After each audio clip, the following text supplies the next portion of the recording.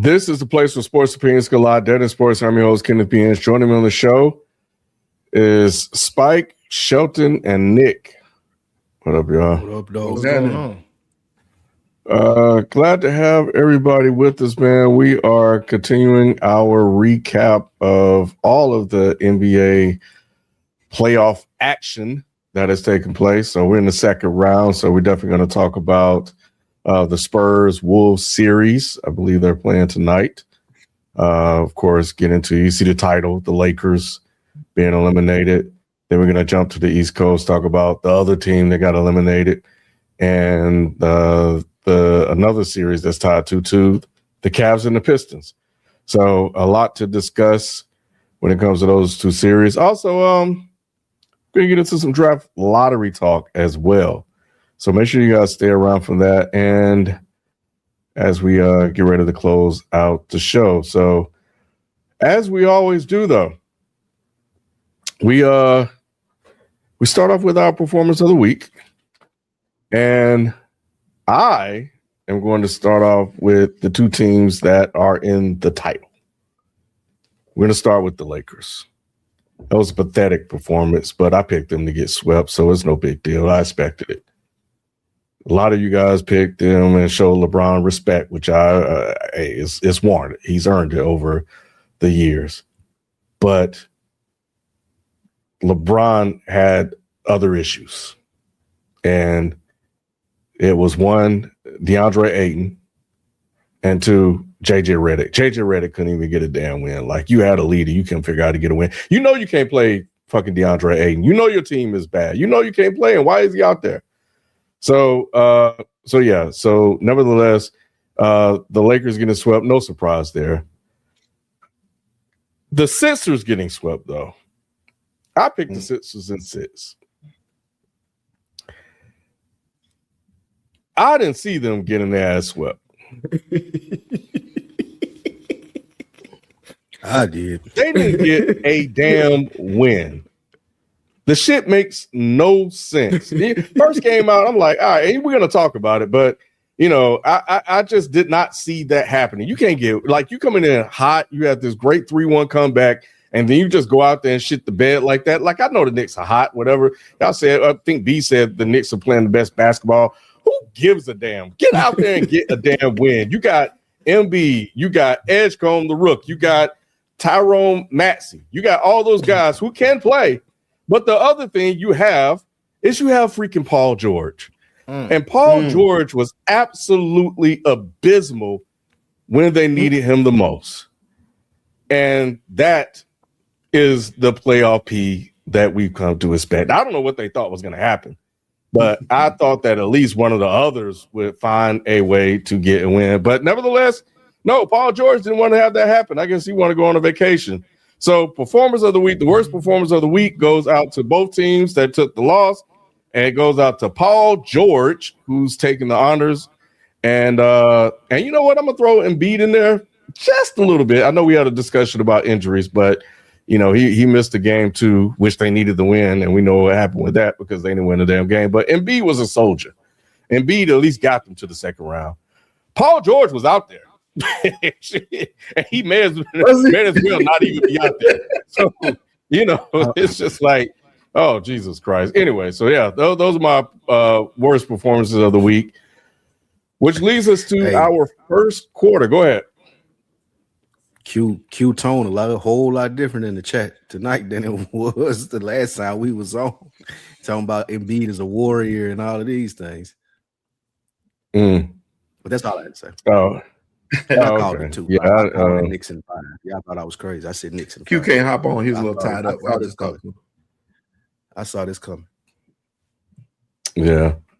Well, anyway, let's jump to this. Let's jump to the West, man. This year's NBA playoff run has had a mix of drama and boredom because we had two teams get swept. As we were watching the Minnesota Timberwolves and the San Antonio Spurs go back and forth in their series, which is currently tied 2-2. Meanwhile, the Los Angeles Lakers, of course, are gone after getting swept by OKC, in their last game out.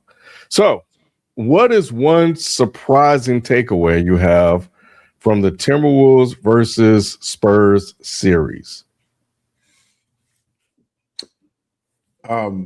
If you ask me, my top takeaway is the fact that Minnesota has this series tied up at 2-2 without outstanding play from McDaniel, like we talked about, or Randall for that matter. These guys are getting, Ant-Man is doing what he does, but you're getting contributions from unknown places. Terrence Shannon to me is been a hidden gem. I know he didn't have a great shoot night a couple nights ago, but he's still doing the little things, which that's what the reason why he wasn't playing is he wasn't doing those things before. But they got people stepping up in places. Mike Conley hitting big shots. Rudy Gobert has been really, really impressive.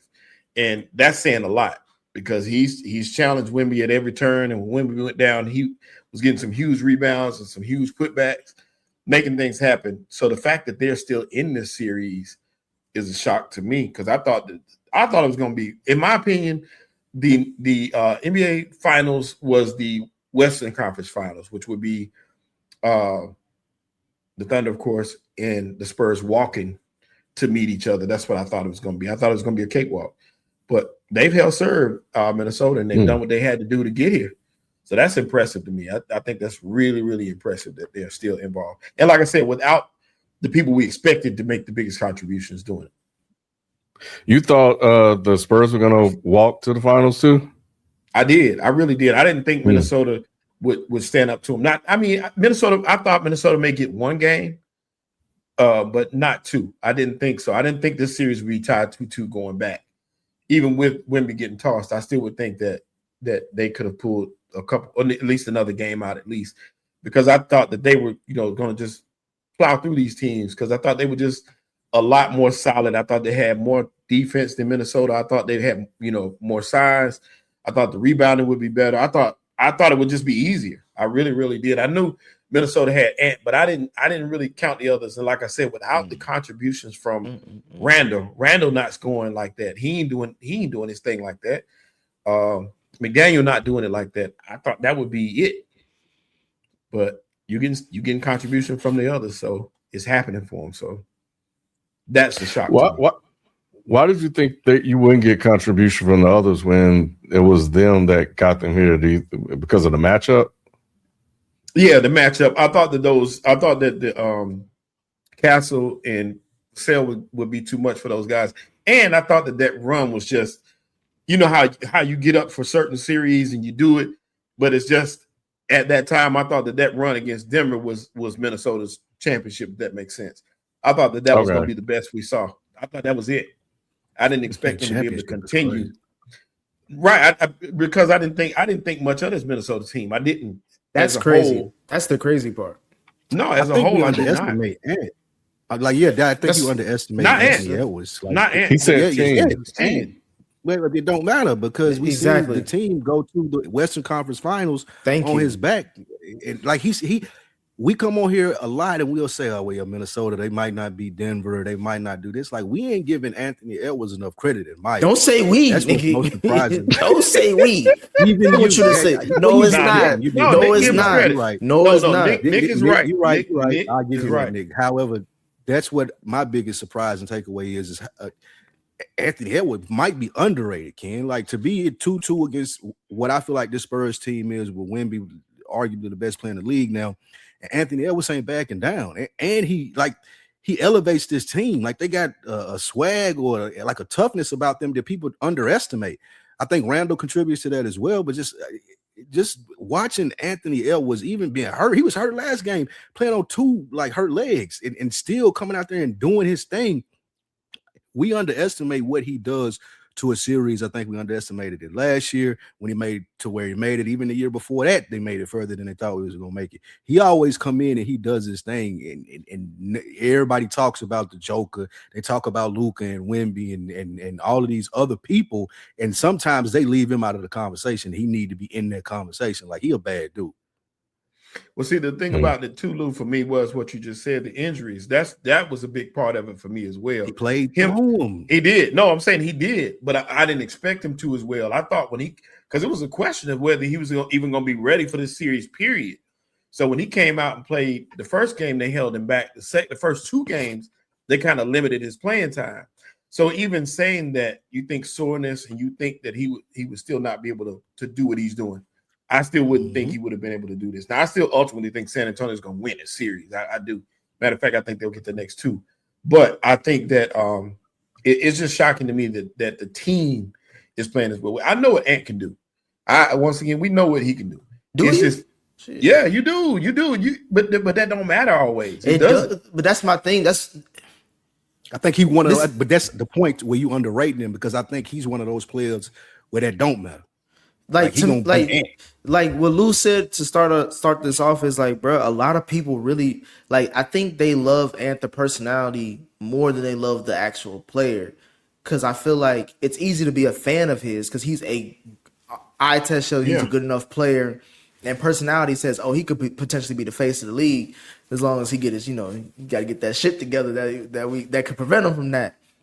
But for me, it's like, and I if you go back to the recordings, I said this before the season, during the season, and then now we in the postseason. I was like, y'all got Ant fucked up. I've been saying that all the time. Like, y'all got Minnesota fucked up. Sheldon, I always talk to you about it. I'll be like, bro, the last 2 years, we keep counting this team out, and this team keeps saying, nigga, we one of the ones. We always the top. We the last 4 teams left. And I picked them in 7. I say that to say this. I did pick them in 7, but the way that I think between you and Lou, Sheldon, called out Randall and McDaniels is like, bro, they gonna lose this series if they keep playing like this. Because Ant, as great as he is, I do understand what that legit monster is on the other side of that, on the other side of the court. He's going to be. Him and Ant have to cancel each other out. The way we win this shit is everybody contributing. And I'm looking at the highlights. Randall ain't got none this game. Like, this nigga is just like doing shit. The last game that they won, he didn't really do shit either. They really won that based off the ejection. But nonetheless, I do trust Minnesota. I just don't trust these Randall and McDaniels right now. I thought McDaniels after the Nuggets series was going to be like, all right, this is who I am. But he's regressed. I don't know why. Maybe the defense is because he's getting into a lot of foul trouble a lot easy this series. And then Randall just looked like he don't know what the fuck he's doing out there. Yeah. But I'm sorry, I forgot to add the Robin to me this series has been Naz Reid. Naz Reid has been really super impressive. He earning his money. Naz Reid been hooping, man. And I'm saying he's making plays all over the court when they need it the most. So when Ant needs a rest or when Ant's a little off, Naz Reid has stepped right in and making it happen. That's really who has carried this team when Ant's not been on the court. It's been Naz and Conley. I forgot Conley, how old Conley is. Conley back in the day when he used to play with Greg Oden at Ohio State. That's how old Conley is. Like, Conley's still in the league, Ken. Like, I remember them. That nigga, like, that was back in the day when Old State legit had a basketball pro. There was a football basketball program. They ain't shit now. They just football. But Mike Conley is still doing his thing. Yeah. They down by 12. I don't know. They gotta win. They gotta split this though. Pop was waiting. It's halftime. It's about to go into the third. It's going in the third. Wemby got 21 and 11, and Wemby came out. I told you, Pop was waiting on them when the plane landed back in San Antonio. Pop was at the airport, and they showed him talking to Wemby. He got. I think he got on him about being ready and what he needed to do. Cussed his ass out. He came out aggressive. Yeah. Yeah. Well, based on what it sounds like, it might be Wolves in 7. I thought they were going to do it in 6. I ain't say that. If they win this game, Ken, it could be Wolves in 6. Y'all said the Wolves. Y'all meant that? Yeah. If they win this game, yeah. I did. I actually did, man. Yeah. Why do you think I was lying? Why would you think? Go ahead, Ken. My bad. I already talked. No, I look, this Spurs team is complete. They look really composed for them to be so young in that game, last game. I do think and I got to give Castle some credit with his defense, bro. He's playing some hellified defense, as well. But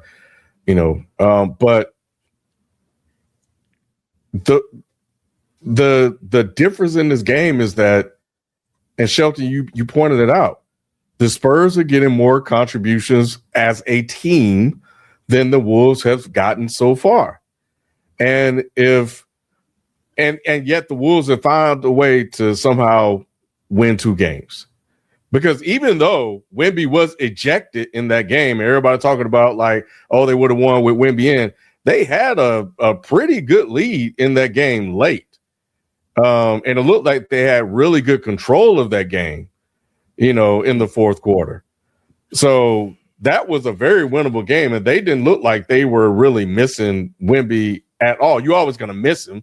Of course, that's not what I'm saying, but it's not like they were still rolling. They were still rocking and rolling. When you're watching that game, it's like, they were still functioning as an offense, and it looked like, for all intents and purposes, they could have won that game, and got busy, and then Naz Reid stepped up, and I'm with you, Shelton. Gobert has some really good intangible plays and a couple of good, like he had an and one or something like that, and then a block or something like that. But the biggest thing is that there's been no other contribution from anybody else, and that's the issue. And when McDaniels regressed, and when Randall just beat Randall, this is what you have. So if they don't do anything and they continue to play like this, then it'll be over in 6. But if they get anything from them, not anything, if they get what they're supposed to get from them, they'll win this game. So coming into this series, Shelton, I expected a continuation of what happened against Denver. I know the Spurs defense is pretty good, and Wemby, we saw what a force he could be. And, initially it looked like he was impacting the productivity of those guys by being on the court. But when he went off the court, they still were playing like shit. So, and Luke Cornett, shout out to Luke Cornett. He was holding it down in the paint and getting key moments and stuff like that. So, but I don't know, man. I have faith in Ant, and I think Jaden will wake up.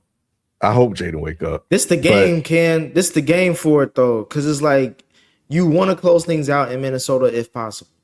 Like, you don't think they can get another one in San Antonio? Because regardless, one way or the other, they got to get one more in San Antonio. It's 2 or 3. This the game to do it. The game that you playing in San Antonio should be the last game you play in San Antonio. Mm-hmm. Like, you got it. Like I forgot who said this. There was one sports broadcaster was saying, like, bro, Minnesota can't afford to not be the desperate team every game of this series. Like, you're going against Wemby. Mm-hmm. Like, he's a cheat code. And the rest of the team is just some beige shooters that can make shots. It's a dangerous combination. Them motherfuckers are nice. I said they make shots. They make shots. You just call them beige. They got a squad. Because they're not household. Are they household names? Or can we all agree they're not household names? Not yet, no. Castle and Fox are household names. Nigga, those are adjectives. Those are nouns you just said. You ain't saying Castle and a Fox. Nigga. We don't know who attached to any. Yeah, not yet. If you watch basketball, you know who those people are. Fox has been to. He's one of the playoff ones. Either way, man, Fox is trash right now. That's what I was about to say. Neither one of those niggas. He's not trash. I'm saying that people know who he is. I'm not saying they're trash either. I'm saying neither one of those niggas have earned the right. And this is their first time in the playoffs, bro. That's what I'm saying. Like, let me tell you the other reason why I picked Minnesota in 7. None of these niggas that y'all be gassing up sometimes have earned the right to be gassed up, i.e. a team that hasn't been to the playoffs in damn near a decade. I don't care who the hell they got on there. Wemby can be beat like anybody else. Shit, ask the Knicks. We was 2-1 against them. You know what I'm saying? Granted, it's during the regular season, but it is what it is. We won the cup. Facing the Spurs. We won the cup. It's facts. Those are facts. You ask for facts. If you're a basketball fan, you know what I'm talking about. But I'm saying, it's like, bro, these Spurs teams is young too. They so young, they got Pop. Pop ass shouldn't be outside late at night. We all know. He got no business out there. He ain't got no business out there. He gotta cuss this nigga out because, like, nigga, you throwing elbows against Naz Reid? Are you kidding me? What the fuck up? What's wrong with you? They don't know no better. They don't know no better. So like, I'm not giving people we're talking about the playoffs, bro. This is a whole different ball game. Damn near a different sport. If your inexperience is gonna show up more than likely to your detriment. And so far, like y'all just mentioned, they shouldn't even be 2-2. Like you said, Shelton, you thought they was going to ease on down the road to the Western Conference Finals. They're tied. This is a whole new series now. So that's why I'm saying, Ken, this is the game to steal. Because now this is like on the road, home court advantage shit. If you steal this game, you should win at home because it's your home crowd, home cooking. You should get the refs on your side too. They call us some goofy shit in San Antonio. Yeah, I understand your stance. That it does make sense. What I will say is I'm going to take your point and add to why I think Game 7 can happen too. You just said it in experience. So, yeah, they win this game at home, go back to Minnesota. We know it's hard to close out a team. In Game 6, Minnesota will be desperate. They've been in this situation before. They have the experience. They found a way to win. And now you got this young, inexperienced Spurs team in a Game 7 at home. That's a lot of pressure. And you know, the Wolves have been there before. Wemby will more than likely show up. And what I like about Wemby, man, is Wemby has the same sort of attitude that Ant has. Like, no, he don't. You know, you disrespect the Ant now. I'm not. He does. He does. Like, go ahead, Spike. I was just gonna say he said there was you said somebody said there was an unprovoked elbow. I think that's him having that attitude that Ant does. Like, now stop, don't play with me. Y'all ain't even gotta go too far. I'm gonna go too far before that. Like, he gets tired of them like trying to push him around because he's skinny or whatever it may be, and that's what that elbow was a result of, in my opinion. No, to me that elbow was a frustration of like, when I don't know what to do, I go to violence. No, it was a rebound, so I don't think that's what it was. He was just frustrated because it was physical. Exactly. He don't know what black people were like, come on. No, that was them. He was frustrated from being pushed. Was it not a dirty play? It wasn't dirty. It was a very dirty play. Okay, so that's an immature thing. You're not gonna play with me though. But that's an immature thing. Fine. I'm not saying it's not immature or anything, but there was a stance behind it in the sense of don't play with me. Yeah. I don't know what y'all think because I'm foreign, because I'm skinny or whatever it may be. Don't play with me. He had to send a message. It's fine. I'm saying that's an immature. It was an immature action that he did because of his inexperience. Again, this is all things about inexperience. I don't think it's because inexperience. But that is an experience because that's why Pop went up to and talked to him, because he was like, bro, you should know these things. You should be better. Like, you shouldn't learn from these mistakes because these mistakes may cost you the series. So what I'm saying is that the reason why I have a difference between him and Ant mentality wise, like, Ant's gonna prove that on the court. Ant ain't gonna do no goofy shit like that, where he would he knows how important he is to the team, to where he would, again, it's experience. That's why I trust Minnesota, because of experience. That's the experience that's showing through and through. They stole a game because he was immature. That's what I'm saying. He won't be as super extra as Ant is. That's Atlanta all day, bro. So it is what it is with him. But in terms of but Ant believes he is the best player in the league, and Ant has the mindset to go take over when he wants to take over, and he has a very old school mentality. Wemby displays those sort of same tendencies. He just does it in a less aggressive way, or a less energetic way. I ain't gonna put aggression on a black man like that. But in terms of like, yeah. But nah, man, like his attitude when he got kicked out and stuff like that, it was very Draymond-ish, trying to pump the team up. He comes out like he wants to be the best player in the league, and he wants to go out and dominate each night. And I think that attitude can go a long way, especially if, I don't know his personality because we don't see a lot of it. At least I don't. Maybe more does. I just see more of Ant because Ant has a bigger personality that I've seen so far. Ant started out as he was just stupid and goofy and clowned a lot and said dumb shit, so we're going to talk to him. And then he turned out to be really fucking good. And then now it's like all of that combined. We knew he was good before we We didn't know he was going to be like this. We thought he was good. No. We didn't know Bruh, He was just How an mu- athlete, Right. Nick. How many Coming out of guards UGA, I George? think. That's what I'm saying. How many hoopers do you know come out of Georgia University? Like, you know what I'm saying? Like Not that. many.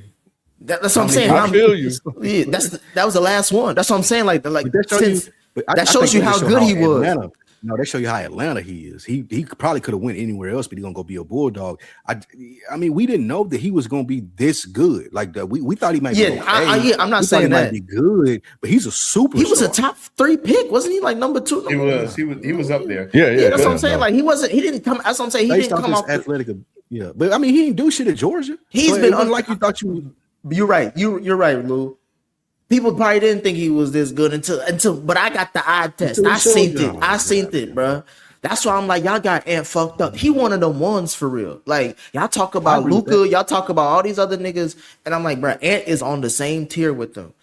He will cancel these niggas out just like they do. They try to say and he's proved that plenty of times already, and niggas still count him out.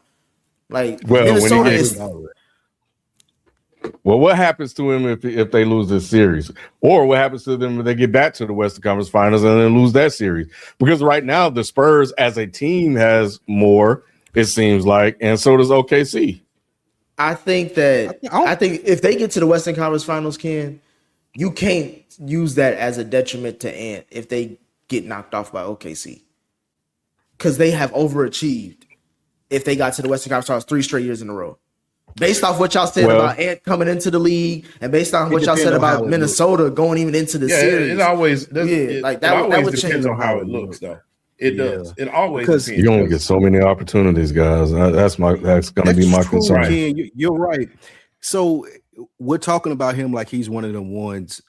My expectations is not for him to beat OKC if they make it to the Western Conference Finals. However, I do expect him to make it competitive because that's how good I think he is, and that's the best team in the league. That's they going 11 deep as far as people that they put in. Like they got people that can guard him, different things that they can do. They're well coached. Like they got the best player in the league that a lot of people consider. So if he gets to the Western Conference Finals and it's 4-0. I'm like, damn, I expect more out of Ant. But if we go 7 games with OKC and he lose, okay, yeah, Ant is who I think he is. Like I don't expect him to be able to slay that dragon alone by himself. However, I do think he's capable of it. So he like I think they went to the Western Conference Finals and won against OKC, I'd be like, yeah, that's the Ant. That's who I expect. That's how high of a regard that I hold him in. So. Yeah, well, speaking of overachieving, let's talk about the Lakers getting past KD in the first round and getting kicked out by the Thunder. I saw, we've had conversations about LeBron, and, there was an article about where's LeBron, why isn't he showing up? And, it's always funny. Like, I'll give LeBron credit because Spike and I talked about this before we did this Mike Salon, like, it still looked like the same old LeBron out there dragging a bunch of guys to wins. And then it turned into old LeBron in the fourth quarter against a far superior team. But he did what he could, but he had OKC was just better. Now is what's next for the Lakers. So there are rumors, somebody that we know apparently has it on a good authority, that Giannis will be coming to town. AR may be gone. And, people are happy that already for Luka to take the mantle. And people think that it may have been more of a series with Luka on the court. I don't think so, because Luka still doesn't play defense. I think Rob Pelinka said LeBron is welcome back as well. Man, what's next for the Lakers? You don't think he's going back? No, I don't think that. I think that welcome has been worn. Like, there's no reason for LeBron to go back there. There's no reason for the Lakers to re-sign him, especially if they talking about getting Giannis in. And I would let Austin Reeves go as well. But I think LeBron wants what we suspect to be his last season to be really special, and he goes this tour.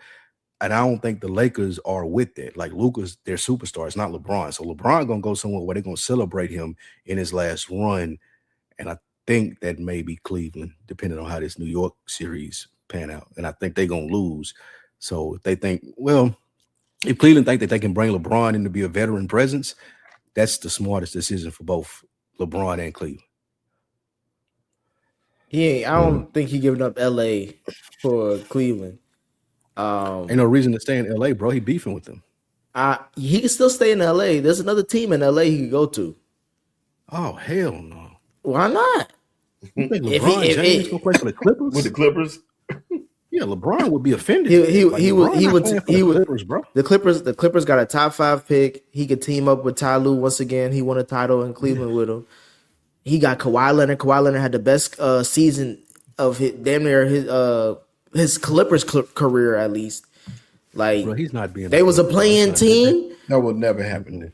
It was a playing team, and then he would. LeBron James playing for the Clippers, the second team in LA. Hell no. Listen, and he could steal the fans. After I played for the Lakers, he could steal the fans from the Lakers because they're like, if you want to go see LeBron play, you got to go to the Clip City Chips. I'm telling you, that's because where else he going? Cleveland ain't going. They got to trade. Cleveland or Golden State. They got to trade. Golden State maybe. Yeah, Golden State maybe. But Golden State maybe. But he would have to go to Steph's teams. He would have to be a little brother to Steph.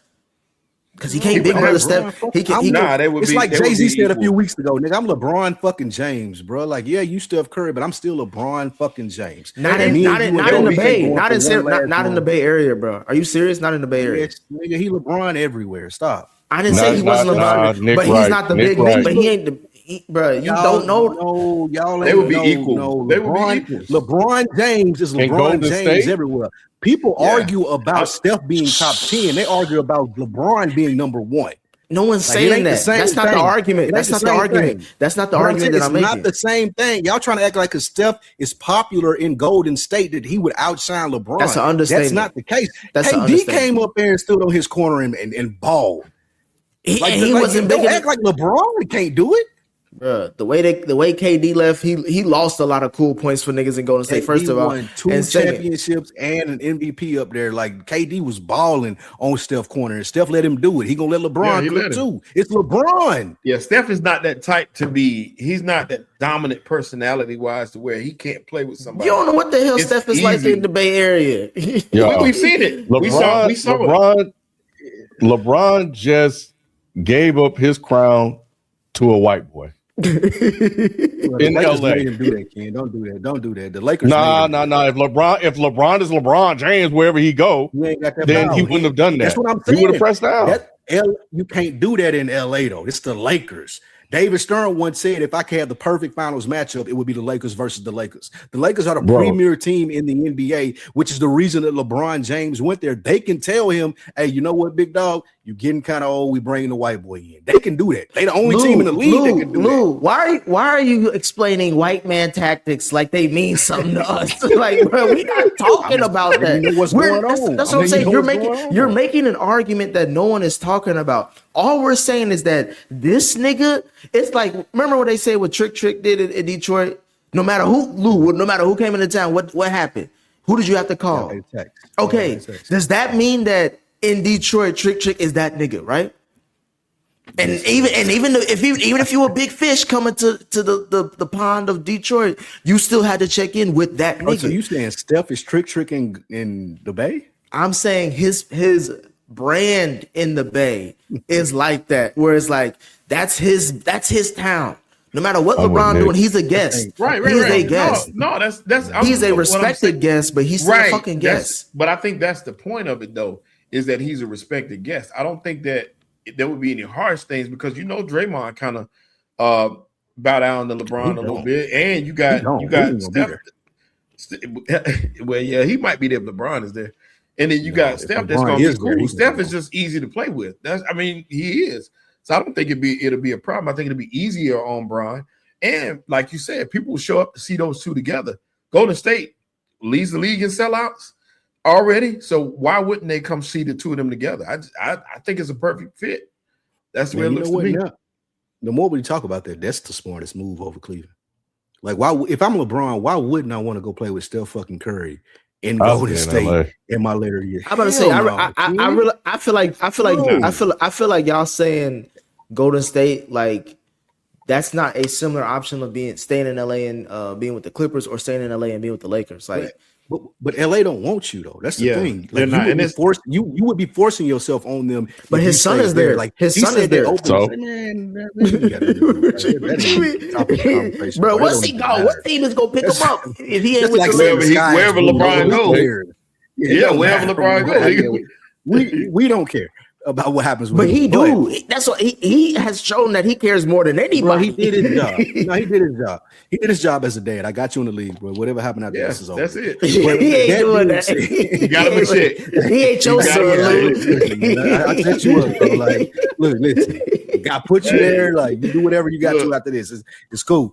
But if he like as we talk about this with Golden State, like that would be must-see TV, even though they old. Like that's a new storyline in the NBA. You got Steph and LeBron playing together, being rivals after all these years, arguably the top two players of their generation, and you got them playing together. It don't matter how old they are. Steve Kerr coming back as a coach, you get Draymond out of there. That's gold. If I'm LeBron, that's exactly where I want to be. And no pressure. Draymond and LeBron are in business together.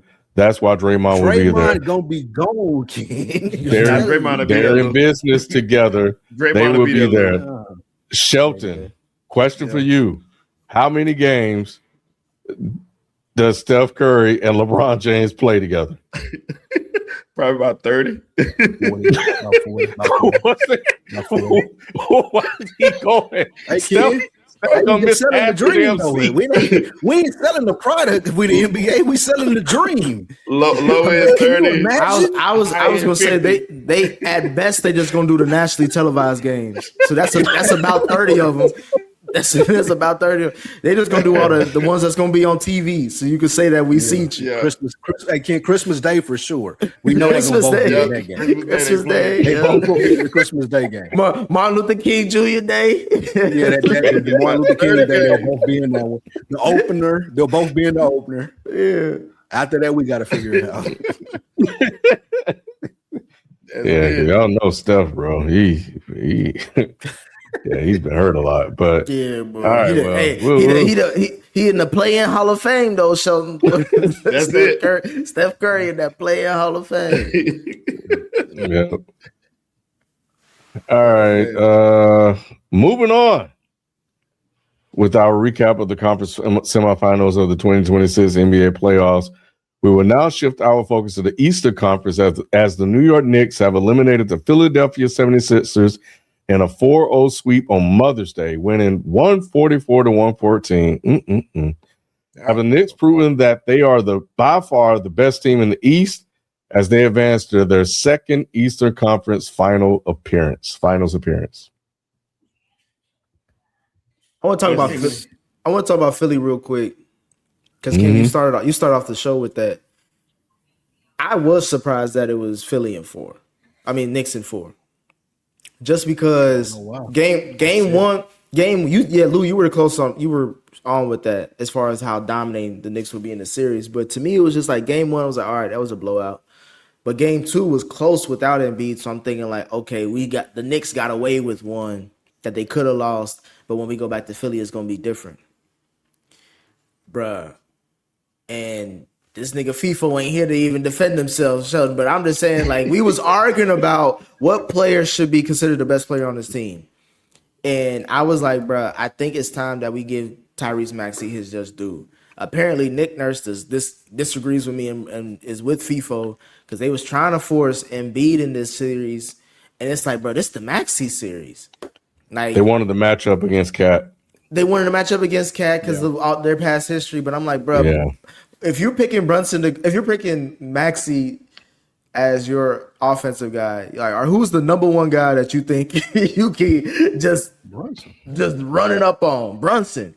And they didn't care about that matchup at all. They did not care about that matchup at all. Nope. Brunson was doing his thing. He was just Maxey also played terribly though. I don't think he hit a 3 this whole series. I think I think going to, I mean, that goes to their bench and how they're not able to interchange like their starters because you giving up niggas to go to OKC who's balling, but you only got a 6-man deep as far as they had niggas that they picked up in the fucking G League that was playing good heavy minutes. I'm like, bruh, everybody was tired. So I think with Maxey, it's like, bruh, he was exhausted, bruh. They did a 7-game series against Boston, and then they had to catch up to New York, and New York is just shooting, bruh. You shooting threes like that on Mother's Day, you supposed to lights win. out, bro. It was like, Yeah, it was like, no all right, sense. fuck it. You know what I'm saying? You see that nigga named McBride?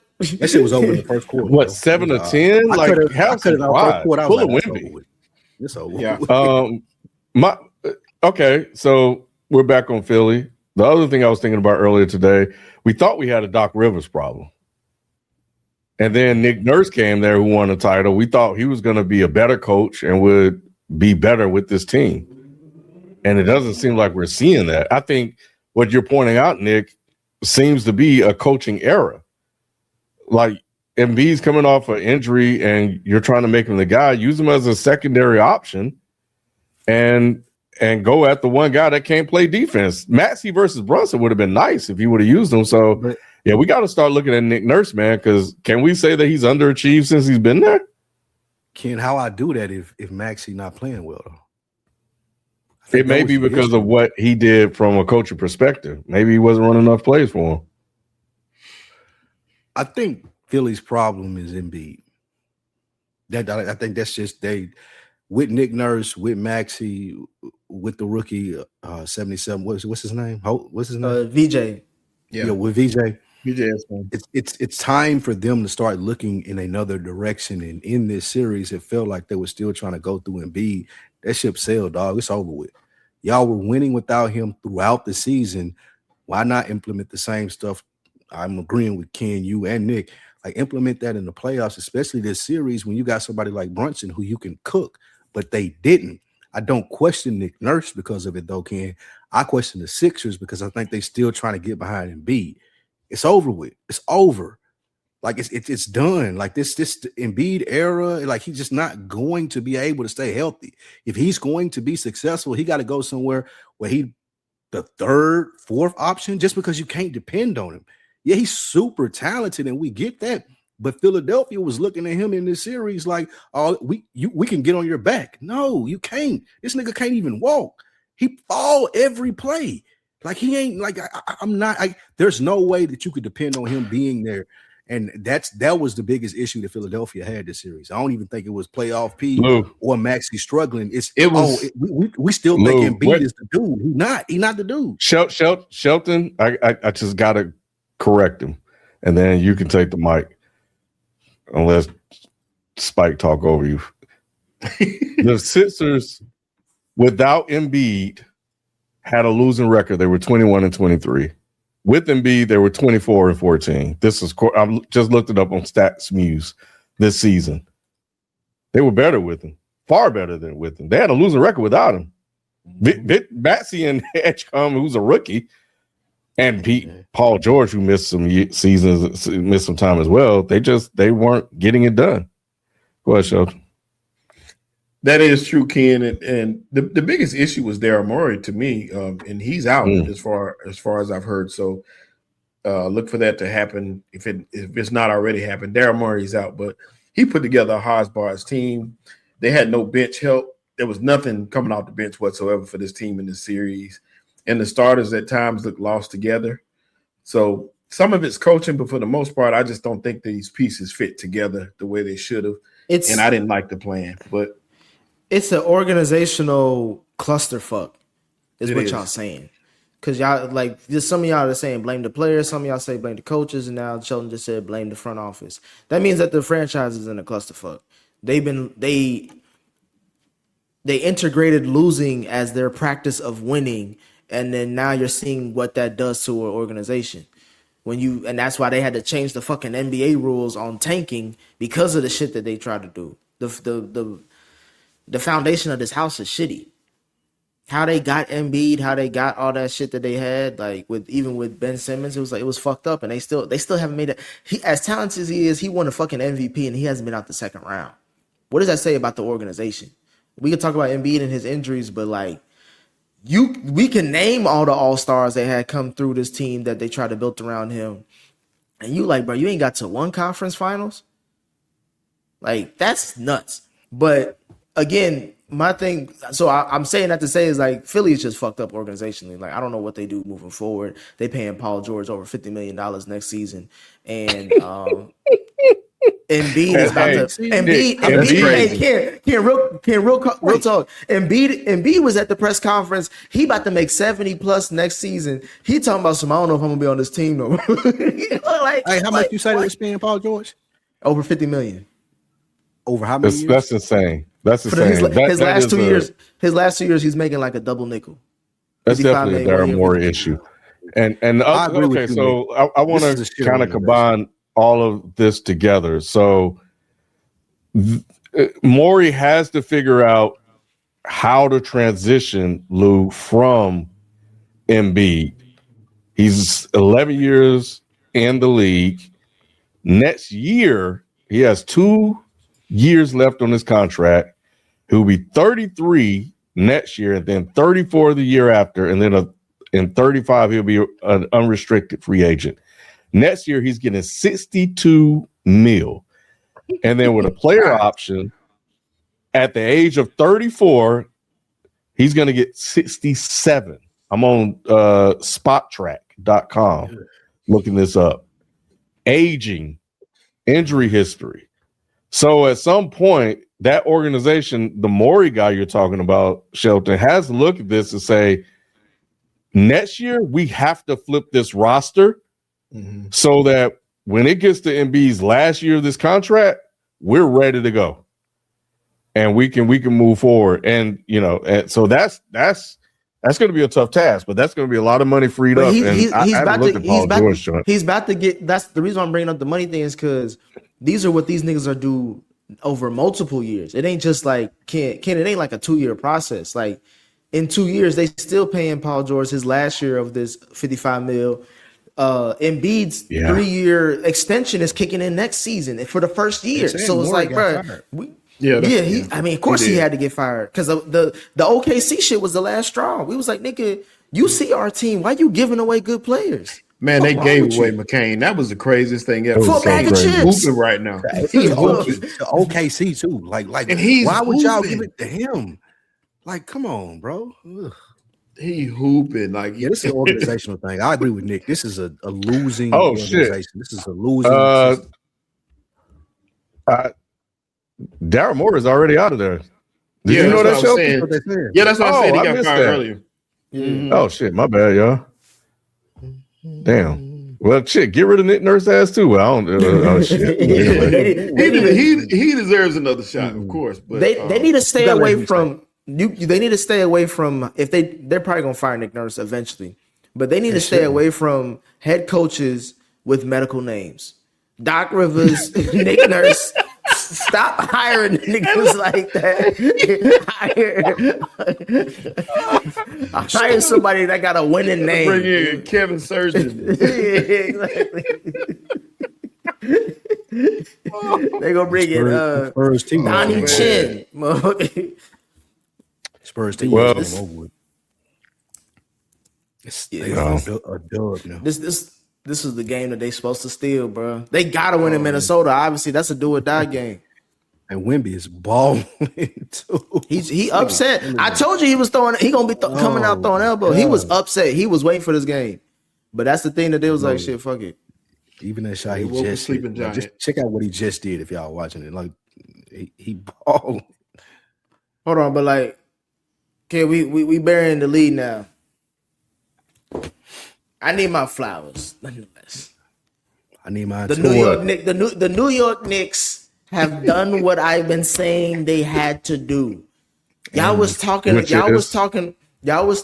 that it's too much pressure, it's too much, like it's too high of a bar, it's too expectation for this team with a Mike Brown coach, with Cat as their premier player, one of their premier players. It don't make sense to have these expectations. I was like, I've seen the roster. I got all my notes here that I took. You know what I'm saying? Like I crunched the numbers. I told y'all from the beginning, this is the deepest team in the East, and they showing it. Nigga, like I need my back-to-back Eastern Conference Finals. It ain't over yet, Lou. We still got a ways to go. They got back to where they went last year. Exactly. So Shelton, Spike, y'all are the ones that's always most critical. Doc's not here either because I remember he had a lot to say. So did He ain't got shit to say. They he didn't even show up. I can't be critical in this situation, Ken, because I was with Nick. I picked the Knicks in 5, and that was me being generous. I believed that they was going to sweep them. I like seeing the Knicks being this deep in a playoff run.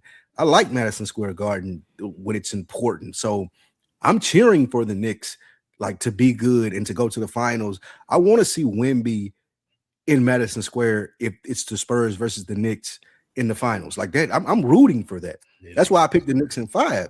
I like Jalen Brunson. So you over here jinxing us now, Lewis. That's it, Nick. Niggas over with that. It's over with, Nick. Boy, I was just about to celebrate too.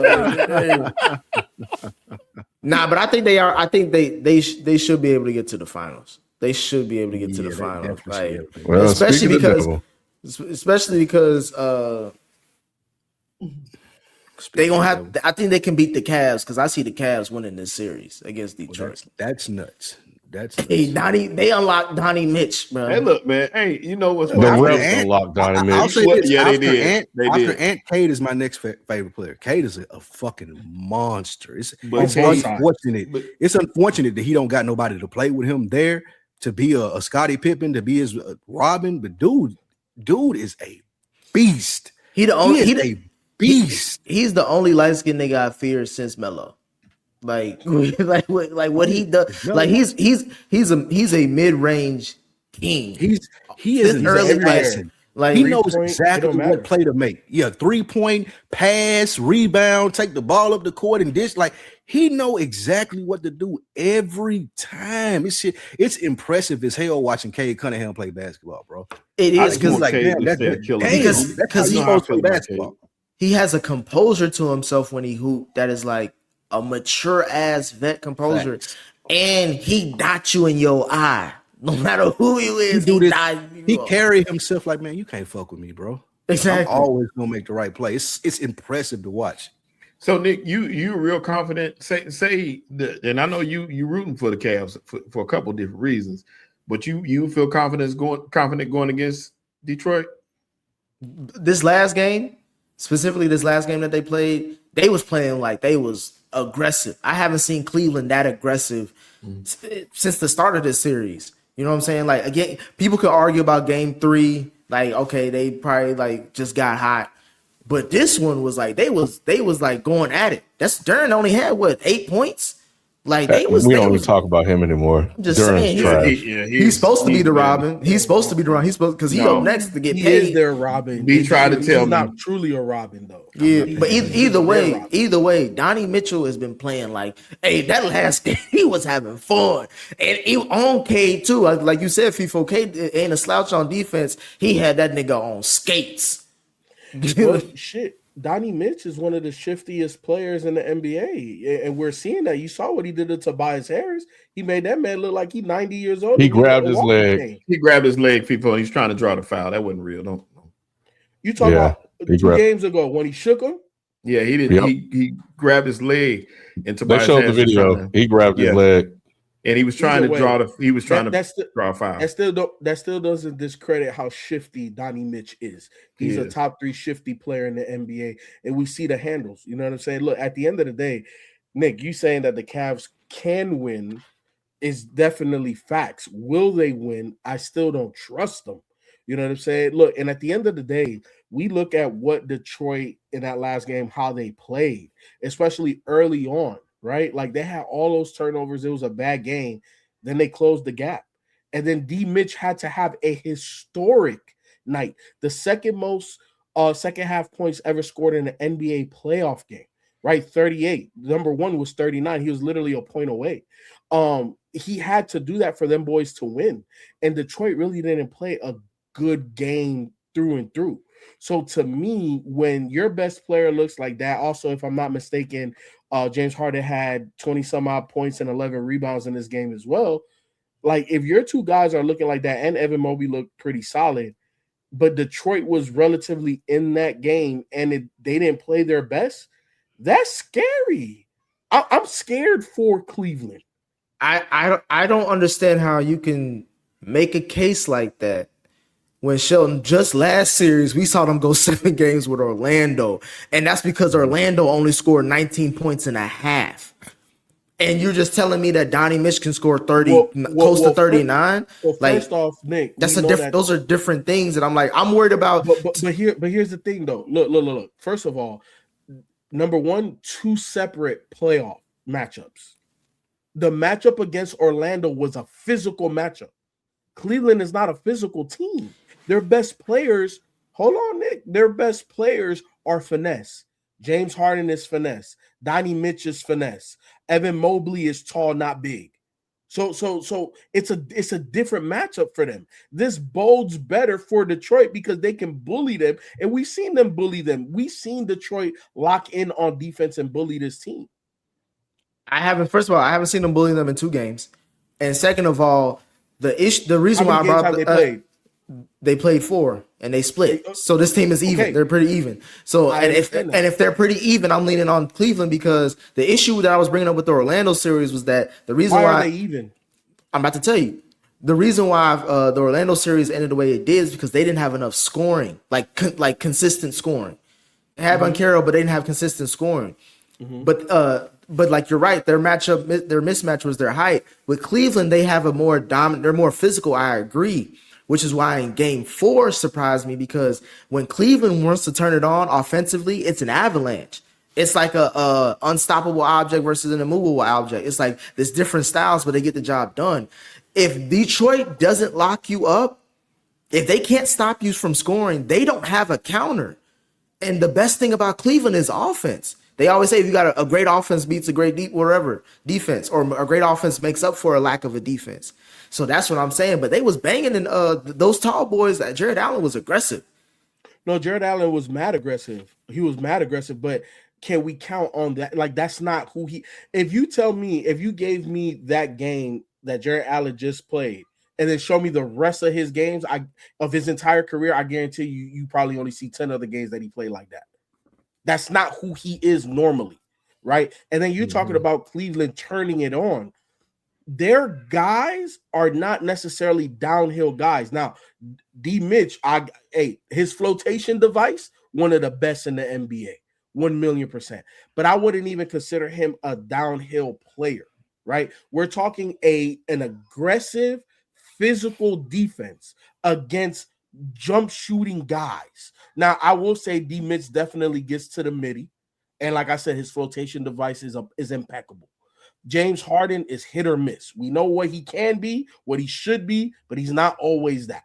And we know in the playoffs, I'm just not putting money on, right? At the end of the day, Detroit has been more consistent throughout the entire year, including the playoffs. We've seen them boys play championship level basketball because they had to. They were down 3-1. So those last 3 games that they played against Orlando were championship level basketball. We've seen them at home in terms of Detroit play their game, right? Of course, Cleveland's going to get home cooking. They got 2 superstars on their side. They're supposed to get calls. D. Mitch was cooking like a motherfucker. But is that sustainable, Nick? The history tells you no.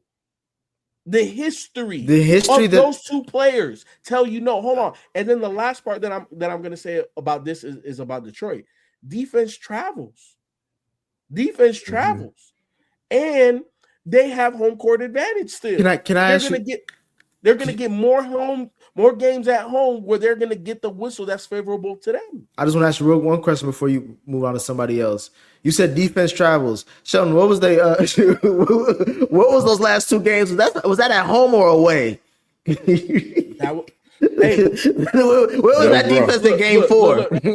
Let me pause you right there, Nick. What did I just say? I said Detroit has home court advantage with more games at home where they're going to get their calls. They don't have to win no other road. But also again, if you're talking about history, Sheldon, what's their history like at home in the playoffs? Didn't they just win their first home playoff game in like 30 years? So if we're talking about a Game 5 where I have Donnie Mitch and James Harden, where Donnie Mitch is balling and we only asking James Harden to get you 18, he could.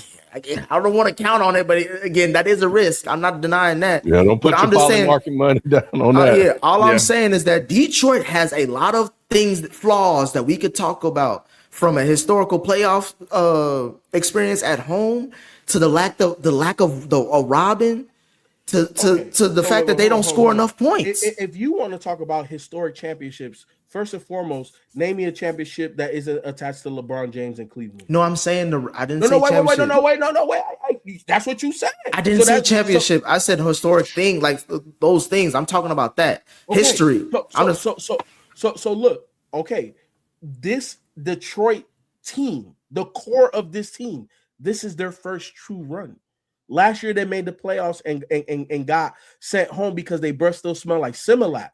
Them boys was babies. I was a year ahead. I told you that they was going to be nice. They're nice this year. They led the Eastern Conference #1 all year long. Cade Cunningham is playing like a top 3 player in the NBA right now. You can't, like Spike said, you can't name me another player not named Ant Edwards that's playing better than Cade Cunningham right now.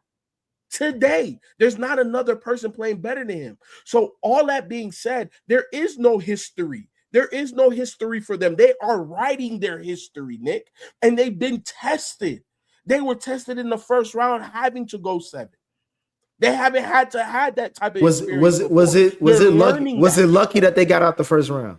No, I told you that they were going to win. Now, I didn't think it was going to go 7, but last week or the week before, did I ever say, "Oh, I'm worried about Orlando"? I said Detroit is 7. I wasn't worried about it, bro. I told you last week that they were the best team in the East.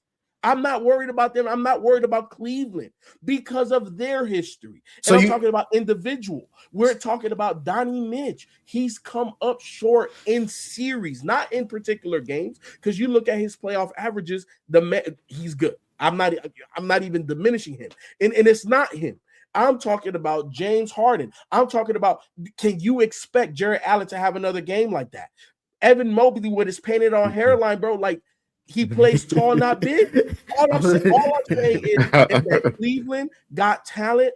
Cleveland is not a championship team, even though they do have the pieces. I like the white boy with the no-dip 3 with the flick of the wrist shot. The nigga, he came in and hit like 4 threes in a row. It was crazy.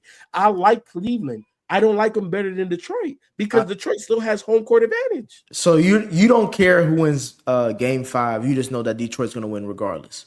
Yeah, Detroit's going to win. Because to me, game 5 is a series. That's always the case, but Detroit will probably win game 5 is what I'm thinking. I got Detroit game 5. So I'm like, yeah, I don't know. We'll see. I got Cavs. What's we'll see? Because like you're saying we'll see, like we haven't seen them be the #1 seed all year. Like you're saying we'll see, like we haven't seen Cade Cunningham put on a cape and be offensively and defensively the best player on a championship level team. Like what are you talking about? We'll see. I'm saying these teams are more evenly matched. You're giving them credit because they both went to game 7 against teams that we all thought it shouldn't even went to game 7. So I'm trying to tell you, and because like you said, you said that you were early, so I don't know if that means you're right on time or you're still early. Because last year you was talking big boy talk about them beating the Knicks until Brunson spanked that ass, and then this year you talking about they was gonna beat Orlando when Orlando had them down 3-1. And if it wasn't for they had to fire the coach. They then fired everybody because how historic that choke job they did. And then now you telling me that defense travels and all this other shit, and they lost 2 games in a row. If Cade was that nigga, he should have been balling and swept these niggas the way you talking about them. So we're talking about a motherfucker that literally had a collapsed lung, came back. Now he got a collapsed lung. When we bring up that's not bad. That's not bad. Hold on, Nick. When has Cade Cunningham he had 1 bad game this entire playoffs? What I am saying is the fact that, and it's a fact that he was injured, a very serious injury, came back and is still balling. And there is no excuse for Cade because if Cade don't ball, that team loses. So there is no excuse. He has to go out there and play defense. He has to go out there and get rebounds, blocks, tips, steals, buckets, middies, 3-point. He has to do that with a collapsed lung. He's the best player, not named Anthony Edwards or Wembanyama in the playoffs right now, and Shea. And Brunson, first of all, and second of all, Brunson last on that list. He's one of the best because everybody that talks shit about Brunson because you pick Philly, you pick Philly, right? Cool. Did you exactly? Like and then Brunson busted that ass because you don't know what you're talking about. Okay. All I'm saying is this. All I'm saying is this. Last on the list. He last on the list because he's the choice. That's the only reason why he's saying that. Because my thing is this. That's facts though. He last because he's choice. But my thing is this, Sheldon. You say all that. But the series is tied. That's all I'm saying. That means that it's anybody that can win this motherfucker at this point moving forward. Which is why I say which is why we're emphasizing on game 5. You got Detroit, I got Cleveland. We're gonna see who's gonna win the series, but all I'm saying is that this series is more closer than you think. Because it's tied. Hey, Nick, that's cool. You could call it whatever you want. I'm just saying Detroit's gonna win. That's cool. All right. Yeah, it's a 3-game series. Go ahead. I'm sorry. FIFO, any commentary on the Philly Knicks series? Trade that nigga Embiid, bro. I told y'all niggas, bro. I ain't gonna lie. I was a little hyped. I was a little hyped that they beat Boston finally, but in terms of Embiid, bro, look, immense talent. He not gonna win no championship. He kind of in the Dwight Howard mode. He's not gonna be your best player on the championship team. He's just not serious enough, in my opinion. Not saying that he don't care, not saying he don't love the game. What I'm saying is the process is over. They got new guys, they got new sheriffs in town. Build around Maxey, build around Edgecombe, and move on from Embiid. Embiid is not the guy. You bro, 60 games is a healthy season for him. We already know if he does play 60 games, he may miss a playoff game or two. And then he doesn't move the needle. I think this is an indictment on Boston. The fact that they lost to this team the way that they did. And this is an indictment on Embiid. Embiid's process is over in Philly. He needs to start a new process somewhere else. Yeah, I think years ago, I even said on this program that I don't think Embiid's ever going to win a championship. I do agree with your statement that getting swept by the Knicks, that is an indictment on Boston. Yes. A huge indictment on Boston, especially since they were up 3-1. They talking about blowing Ain't it no up. way in hell. But y'all got to remember, they went into this year looking like this was going to be a down year anyway. It was a surprise. It doesn't matter, but it wasn't, though. Good. But it wasn't. Expectations changed. But they didn't have the roster to compete for a championship. You didn't know that until you saw it, though. They had a roster to beat Philly. Right. So that don't speak to them underachieving. That speaks to them getting to a point in the playoffs where, y'all don't belong with these teams. It just so happened that Jaylen Brown had a hell of a year. It just so happened that the role players had a good year. When they got to somewhere where they had to have a good rock. It's not an excuse. You make an excuse for but they were up 3-1. They were up 3-1. How you not winning? They didn't have a roster to beat Philly to win. No, doesn't matter. They may not. Yeah. Look. They may not be. Go ahead, Kim. The Knicks, Detroit, but bro, they had the roster to beat Philly. Peyton Pritchard was their third best option. What are we talking about? He was a 6th man of the year. Man, fuck off. What are we talking about, bro? Hey, 6 men of the year are ballers, bro. Don't diminish that. Don't diminish that just because you're a white boy. Y'all know exactly what I'm saying. Y'all trying to bring up 6 man of the fucking year. Come on, bro. Y'all know they don't have a championship roster, FIFO. Why you trying to? You're not talking about championship. Wait, hold on. We're talking about first round or 3-1 lead. Spike, we're not talking about a championship roster. We're not. I didn't put Boston in championship expectations. What I am saying is that they were good enough to beat a first round opponent. That's what I'm saying, especially when you're up 3-1. And that's why it's an indictment because Jaylen Brown is not better than Joel Embiid, even hurt or as sporadic as Joel Embiid is. The Sixers had the best player in this series. Jason Tatum was limited. They were supposed to beat Boston because Boston wasn't even supposed to be here. How many games did Embiid play in that first round? No, man. No. I put it to you like this, Spike. I put it to you like this. What are y'all talking about? Spike. Who won Clutch Player of the Year last year, Spike? Spike, who won Clutch Player of the Year last year, Spike? I do not. Luke Philly was supposed to be there. I'm supposed to know that. I don't know. Spike, who they were won Eastern Conference? They were Eastern barely Conference Finals MVP. Who won Conference Finals MVP? Jaylen Brown. Yes, and he's not better than Brown. He's not better than Joel Embiid. Jaylen Brown healthy is better than Joel Embiid. Listen Embiid to the words obviously that are coming wasn't out. hurt. Listen, he wasn't hurt during the Boston series. If he was not hurt, he would have played every game. He did not. He did he not? He played the games. Didn't matter. Answer the question. No, game 7 mattered. Did he play all the games or did he not? Game 7 mattered. Y'all are talking like they lost. He played the games that mattered. It was a good strategy by Nick Nurse and the Philadelphia 76ers won the series. What are we talking about? I have a simple question. I have a simple question for you. Did Joel Embiid play every game or no? Yes or no? Why did he not? Why did he not? Because they were saving him. Because they got outcoached. Okay. Fuck happened. Okay. They got outcoached. Because he was hurt.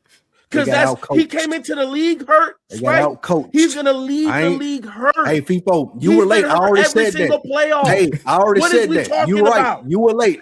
You right. All of that I already said. I agree with you in that aspect. Me and you on the same page. But when y'all telling me that Boston has this big dilemma, like no, not saying they were supposed to suck this year. They were supposed to suck, and they sucked in the playoffs. Spike. Let me ask you this. Where did Boston finish all season? Second. Does that sound like a crappy team to you? That sounds like Jaylen Brown had a hell of a season. Okay. That's what it sounds like to me. And where did Philly finish? And that's cool. No, that's cool. We're going down the yellow brick road. They finished 7th, right? Right. So, solely based off of those two questions, I can assess that Jaylen Brown is as good or better than Joel Embiid. Yes or no? That's not. You don't believe it, FIFO. I know you don't. Not talent wise. You trying to make a basketball point. Exactly. You don't believe that, FIFO. You know he's not. First and foremost, your best ability is availability, and Joel Embiid is never available. And I've called him out on that. Wait, hold on. I've called him out on that. I've also called him out on not being there in playoff series. I've called him out on that for years now. Right? But look, when he's there, wait, hold on. No, I'm not done talking, my boy. I'm not done talking, my boy. I've never said that about Jaylen Brown. And I've also just said right now that Jaylen Brown healthy is better than a limping Embiid. He is. He is. The games that Embiid impacted, he wasn't limping. And he was the better player. And that's why his team won the series. Like, so we can talk all we want to about Boston. That's an indictment on the ball, but that's a terror. This Boston team is not a good team. No, it's not a good team. They should have. You were bragging about. Never mind. You're not doing this to me. I ain't never bragged. I'm just gonna say this, Lou. All along you talking about Boston being. Lou, all I'm saying is this, Lou. If a team on principle, if a team is up 3-1 and they lose that series, all that shit that you just said, I don't care about none of that. I'm focusing on what is in front of me. Yes. If a team is up 3-1 and they lose that series, that team has no excuses. I don't care what season they had. I don't care who was healthy. So what's the? I don't care. I don't care about. I'm saying is that the disappointment that people are having, the whole point that they're even trying to talk about even trading Jaylen Brown now is because of how they blew a 3-1 lead. But that's the thing. You don't trade Jaylen Brown, and that was the whole point that I'm making in this conversation with you guys when you said, well, they got to blow it up. No, you don't trade Jaylen Brown or Tatum. You get a better team surrounding them. Like, they didn't expect to have a good year. But that's going to be a while. That's going to be a while. It's not. Why? It's going to be the season after that. No. Next year, if Jason Tatum is coming back full strength and Jaylen Brown is coming back full strength, they got two of the best players in the Eastern Conference.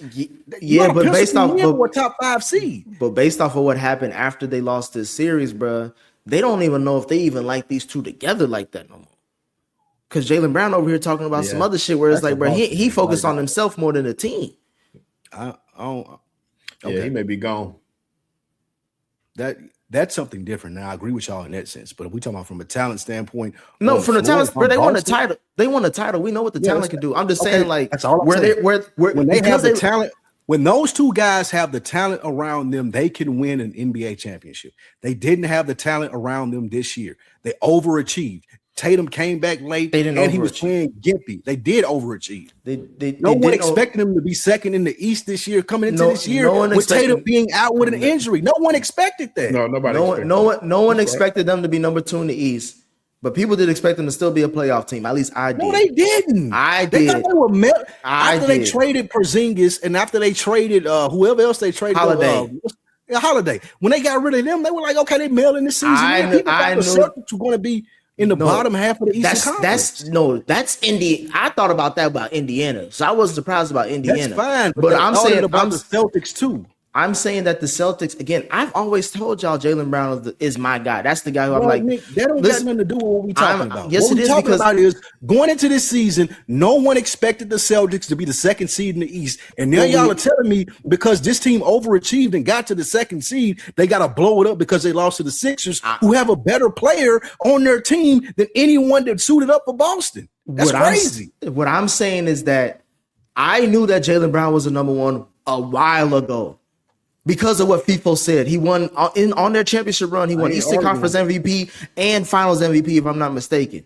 So what I'm saying is that I didn't even without Jason Tatum, I still expect them to make the playoffs because they still got a number 1 on that fucking team. And did I expect them number 2? No, I didn't expect the number 2. But what I'm saying is that because of that, I still expect them to be a playoff team. Because of that, if they were going against Philly up 3-1, I would have expected them to close out that fucking series. Why? Because they got Jaylen Brown. Philly has Embiid. So are you going to look at Jaylen Brown differently now? Yes. How do you not? Yeah. He's a number 1 that I thought was more stable. He's an unstable number 1. He's a number 2 who had a great season. He's borderline number 1 who got confused when the other number 1 came back. He showed he was a number 2 when he dropped that video after they lost. that showed that let me know everything I need to know about him. He's a number 2. He's number 2. I'll say this. Can you agree to disagree with this, Lou? He's a number 1 with a number 2 mentality. Yes, that I'll agree with that. He got number 1 talent, but he's a number 2 in the head. Yeah. I thought he was a number 1 in the head and his talent. He ain't a number 1. The shit he just been doing this last year is like no one's asked for this, bro. He's the definition of Scottie Pippen. No, he's not. Don't do that. Don't do that. That's Scottie Pippen right there. That's disrespectful. The shit that you hear Scottie Pippen saying now, like Jaylen Brown, Scottie Pippen, it's like the kids do 6'7". It's like Scottie Pippen. No matter what championship you're talking about, Scottie Pippen didn't win no Finals MVP. He should have though. He did. All right, you're too young. Moving on. He should have. What year? When he was with MJ, you would have gave a Finals MVP to him over MJ against the Blazers. The Blazers. Nigga, damn man. Go ahead, kid. I'm about to start. This past Sunday, the 2026 NBA Draft Lottery took place. And we saw how successful Tanker was for certain teams in the leagues. The top 5 picks are now set with the Washington Wizards receiving the number 1 overall pick. The rest of the picks in order are the Washington Wizards, Utah Jazz, Memphis Grizzlies, Chicago Bulls, and the Clippers. Which team situation would be the best fit for any of the top 5 players coming out of college this offseason? Hey, one team that wasn't in there was the Pacers. But go ahead, people. Hey, Ken, first and foremost, it's not about tanking. It's whoever got AD is going to get the number 1 pick. The last 4 years, wherever AD has been traded to or from, has gotten the number 1 pick, which is fucking crazy. You can't tell me ain't no damn conspiracy when it comes to that shit. 4 for 4 with the number 1 pick. That shit don't make no damn sense. That's number 1. Yeah. I like AJ Debanza, what they already got in Washington, just adding him to the fold in terms of having an all-star level point guard offensively. Obviously, he's not no defensive guy at all. Having AD there, having Alex Sarr there, having a pair of young wings that can get buckets as well. Like, if that's the plan, I like what DC got going. Now, here's the thing. I think you got hella options too. I think that, obviously the Banzo wants to go to the Jazz. I'd be willing to pick up the phone.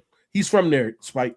He grew up there, went to high school. The owner been taking care of him. Yeah, the owner been taking care of him. Somebody want to go to the Jazz. It's been set up for him to be there. The owner has been taking care of him since he was a youngling. Like he developed this nigga.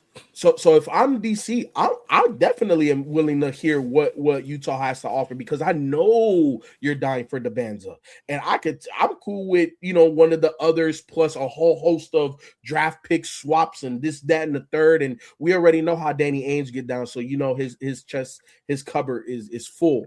So I'm cool. I think there are some losers when it comes to this. Who traded for Zubac? Oh, Indiana. Indiana basically got fleeced in terms of that trade because they didn't fall in the top 5 or top 4. It couldn't, it could have been 4 or 5 or something like that. So Indiana got fleeced, but it is what it is. But look, this is gonna be a very historic draft. I think if you have a top 16, 20 pick in this draft, like you're getting a guy that can play ball. Like you're getting a guy that can come in. I'm not, obviously later in the lottery or even outside the lottery. I'm not saying that any of those guys are not going to become all-stars. I think there will be a handful, but you are going to get somebody that can play ball, that should be in the league, barring injury and or off the court situations for 10 plus years. Very solid players in this draft. So Ken, I'm excited. I'm really excited. Now we know where these teams are drafting. It really don't matter. All of these youngins, especially the really good ones, they're gonna be fine. Can I ask a quick question? Mm-hmm. Would you give up that pick? Like if Ace Bailey had to be involved in that trade, you give me Ace. By Ace. Bro, look. And this is what I was telling my brother the other day when we found out, the lottery order. We have a league now that got Cooper Flag in it. It got Wemby in it. It got a whole bunch of other youngins, right? And I'm talking about, obviously, these are, 1 to 3 year players. Forget the 4, 5, and 6. The 1 to 3 year players are extremely elite. AJ DeBonza is in that. You need, if that's your timeline, you need a guy that can compete with the Coops, with the Wembys, with the Stephon Castles. Shit, did y'all not just see what Ron Harper's son just did in a playoff game? He was the one that was keeping them in that game. A rookie. So these guys are coming in super ready to contribute at all types of levels. If you don't have a guy like that, you're not competing. So, yeah, Ace Bailey can go. I love Ace. I love Ace. Ace has shown flashes. He can go. Hey, who the big white boy, Lauri Markkanen? Hey, you can go. And that's what I'm saying. So if I am DC, yes, the Bonds is the guy. But shit, I would look into bringing Lauri Markkanen in, Ace Bailey, who's the big nigga that used to play for Atlanta, and then now he's getting bounced around. I can't think of his name. John Collins, though. John Collins. Hey, look, all I'm saying is you can have a super ass deep team if you make this move and still get Darian Peterson. And still get a top 2 guy. So to me, if I'm DC, oh yeah, I'm the only team I'm answering for is Utah, because you got the artillery to make. It depends on how much Washington is in love with AJ. Everybody is. Yeah, so that's what I'm saying. It depends on I know that Danny, like you said, he do got a lot of stuff he can give. But again, that just tells you how much they care about AJ versus that. So I know you'll get a fair trade at least. Maybe if Danny fleeces him for the number 1 overall pick, Washington needed to sell the fucking team. But I'm more interested in this Indiana part of this because it kind of goes to the taking shit. They try to get away with some goofy shit. They thought they was getting a deal because they said oh, we gonna be so shitty. We gonna definitely be in the top 4, so we can just trade this pick to the Clippers and think we getting all this. We getting Zubac and then some. It's some pick swaps. Yep. Yeah. This motherfucker, bro, the Clippers just got number 5. Like literally, like I could have said they got 9 or whatever. You'd be like, okay, we weren't even close. They was at number 5 and the Clippers keep it in a deep draft. Clippers gotta get A-Cuff. in my opinion. Go ahead, because you at that specific position, and on top of that, it's a Calipari guard. Which ones don't hit? So Nick, I don't necessarily disagree, but I think we got to see a lot of things. We're going to see a lot of trades and a lot of movement this offseason. We're going to see a lot, because I don't disagree, but they just traded for Garland. And if I'm not mistaken, did Cleveland pay Garland already? So like Garland already has an extension? I think he should be. I gotta look at his contract. People, that don't matter. You get I'm about to say, I don't give a fuck about what you talk about with Garland. Is that I tried to tell you earlier. Cleveland rather have an old ass James Harden than Garland. And you telling me I can't draft A Cup because of Garland? Hell, I ain't thinking about Garland. Garland can go. I'm not saying that Garland stops you. What I'm saying is that there's a lot of moves to be made. And also, unlike football, where free agency happens before the draft happens before free agency in basketball. So that is a little bit more, I think it's more difficult to really build your roster that way, because you may get a talented young player on the low, but then, somebody that you may not have thought was available in free agency, now they are. What do you do? You know what I'm saying? So it's weird in terms of roster construction doing it that way. So I just know, me personally, I think that we're going to see a lot of moves because again, this draft class is deep, and teams like the Clippers, they're gonna be like, well, you know what? Shit, we'll trade Kawhi and get back into the first round somewhere. You know what I'm saying? We're gonna see shit like that. If I'm Miami. Go ahead. What I was gonna say is you're not gonna see a whole lot of movement at the top, though. Those top 5 picks. Oh yeah, no. The top 5 ain't going. You may see that one trade, but I think Miami may try to. Miami may try to get to that 5 because they could use A Cuff too, like give up Hero. What they got to give up? Give up Hero and some extra picks. Man, the Clippers ain't taking no damn Tyler Hero with some picks. Nah, because here's the thing, Nick. Look, in theory it sounds nice, but Miami always overachieves. Them picks barely gonna be in the lottery. Mm-hmm. Yeah, well, Cleveland did pay Garland. He's in his third year of his contract, but it do get up there as far as on the cap. Mm-hmm. I mean, he making basically $40 million in the next 2 years. And again, I'm talking Garland from a monetary perspective, not a talent perspective. You got it, bro. I can't draft a top 5 point guard and pay a point guard $40 million, bro. But I'm just saying, you can use Garland. You can use Garland as either mentorship / depth at that position. That's no mentor. You're not going to skip on A Cup.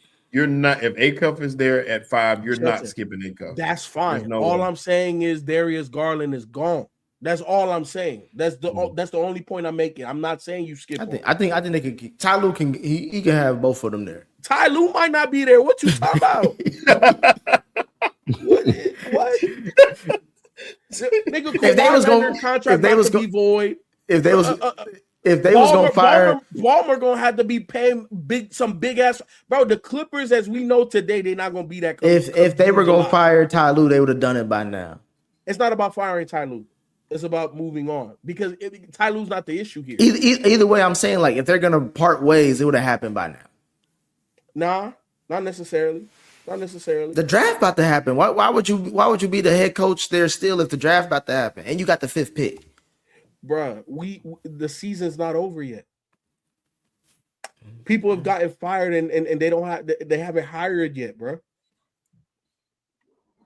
Who the nigga from Orlando? I'll be bad with names. The head coach, Floyd, whatever the nigga name is. Floyd. He just got fired. They didn't replace him yet. You think he's the only coach that's about to get fired? There's gonna be hella coaches gonna get fired, bro. And again, I'm not even saying Ty Lue's gonna get fired. I'm not even calling for his job. What I'm saying is we're going to see big changes with the Clippers. That's all I'm saying. And Ty Lue can be involved in that. All right, I got power rankings. We good to go on that? Yes, sir. Well, shit, if Jalen put them in there. Yeah. I'm just checking, making sure. All right, cool. Let's roll. That's the right one. Bet. Yes, top underrated. Hold on, let me pull up my list so I could be ahead of the game. Hold on. 30 seconds. Come on. Phone slow when they want to be slow. I bet. Look, so this was tough. At first, I thought this shit was gonna be easy, and I started thinking about players, and I'm pretty sure I still even missed some players. But not on the list was at number 6. I had him in the top 5. That had to bump him out. Andre Miller, honorable mention, top underrated point guard of all time. At number 5, I got Nick the Quick, Nick at Night, Nick Van Exel. Look, if you was around in the mid 90s, bro, Nick the Quick had 2020 game. Crossover, pull up 3, flotation device was crazy, passing. You know what I'm saying? Nick at Night I think he played in the wrong era. I think he is more suited for this era of basketball, running gun. You know, you could shoot a 40-foot three-pointer and the coach ain't going to pull you. Back then, only a select few could do that. Nick at Night was one of those guys, especially when he got it going. At number 4, Cincinnati, I got Rod Strickland, Kyrie Irving's goddaddy. You know, a lot of the shit you see Kyrie Irving do, go watch Rod Strickland. You got a lot of shit from Rod Strickland. I think another point guard that can play in any era, obviously a little bit undersized, doesn't have the speed, the jumping ability of some of these guards that we've seen come, nowadays. But we talking about being able to be crafty, being able to get to his spot with a jump shot. Hey, go watch how he used to do MJ. That's all I'm gonna go say. He used to give Michael Jordan some work. All right, at number 3. This is the one that fucked me up because I thought I had my list solidified and I started seeing some highlights. I said, bro, how the fuck can I not put B. Diddy on here, bro? Baron Davis, another point guard I feel that is more suited to play in this era of basketball. He didn't have the height. He was only about 6'2", 6'3", but, bro, he looked like a damn running back out there, looking like Ron Dane with ups. You know what I'm saying? And he had to jump. Okay, he had a streaky jumper. You know what I'm saying? But, hey, big body point guard. Could pass, was flashy. So Baron Davis, man, number 3. And he'll dunk on you. And he dunk on you, no matter what your height was. Facts. You know what I'm saying? So sneaky athletic as well. At number 2, I think this point guard could play in any era. Mark fucking Price, bro. I think this white boy is one of the most underrated white boy. I feel you, but there's a reason why you hated him, and it's because the dude can ball. He can fucking ball. Love Mark Price. I think he was a flashier Stockton. I think, honestly, he was Steve Nash before Steve Nash. 3-point shot, you ain't ripping him. You ain't going to play much defense. Definitely an offensive point guard. But I think another point guard that could play in any era. And at number 1. If you ain't got, hell no. The first Steph Curry, bro. The first Steph Curry. This dude. And this is underrated, Nick. This is underrated. I have a guy that I've been waiting for. I thought you were going to say it. Rajon Rondo. Oh. No, Rondo's not underrated. Rondo's not underrated. He's underrated as hell. Nobody bring up Rondo like that. When have you ever heard Rondo's name really get brought up like that? Rondo get a lot of respect. More than these guys. Thank you. He get more respect than Baron Davis? Yes. Yeah. He's a multiple he's a multiple time champion. Yeah, he got rings. Yeah. What are you talking He got about? rings, so people respect him because he got rings. Yeah. And he's one of the best defensive point guards to ever play and one of the best passers to ever play. Yeah. You mentioned Rondo. He's not underrated to me. No. He's definitely not underrated. But look, Wait, hold on. Let him finish up. Let him finish up. Mahmoud Abdul-Rauf, man, the first Steph Curry. If you think Steph Curry is nice, which he is, and he is arguably the top 3-point guard of all time, Mahmoud Abdul-Rauf was doing that before him when it wasn't cool and coaches did not want you to shoot as many threes. And he did it, but when he was hot, you had to let him shoot. So to me, this is my top 5 most underrated point guards of all time. Nick Van Exel, Rod Strickland, Baron Davis, Mark Price, Mahmoud Abdul-Rauf. What's your question, Spike? Where does Stephon Marbury and Steve Francis fall on this list? Steve Francis is very good. Yeah, but his run was very short. I was gonna say the same thing. It was dominant though. Yes, he was. I was gonna say you can say Catino Mobley. Yes, that backcourt was so trouble. Hey, You don't didn't want to forget see They what were the either one of first. them boys. They were the first. CJ and Dame. Yeah. Hey, Coutinho was that nigga. Hey, I was gonna say, Lou, you could say the same thing about Stephon. I feel like the run was short as far as long. You know what? You know what killed Stephon for me? Like the argument for Stephon? No, not even that. Well, Iverson, I don't consider him a true point guard. Yeah, he'll shoot. Iverson is undersized too. But what kills the conversation for Stephon Marbury for me is when he and J Kidd swapped teams, and J Kidd went to the finals. When he went to me, when I look at Stephon, I'm like, bruh, that's a good point. That's a really good Phoenix point. Is the same squad that J Kidd had, and New Jersey is the same squad you had, and he went to multiple finals. Why did he shoot? So for me, that's why Stephon, he's not underrated. He's just okay. Like, he good, very talented, but he just never maximized the abilities he had.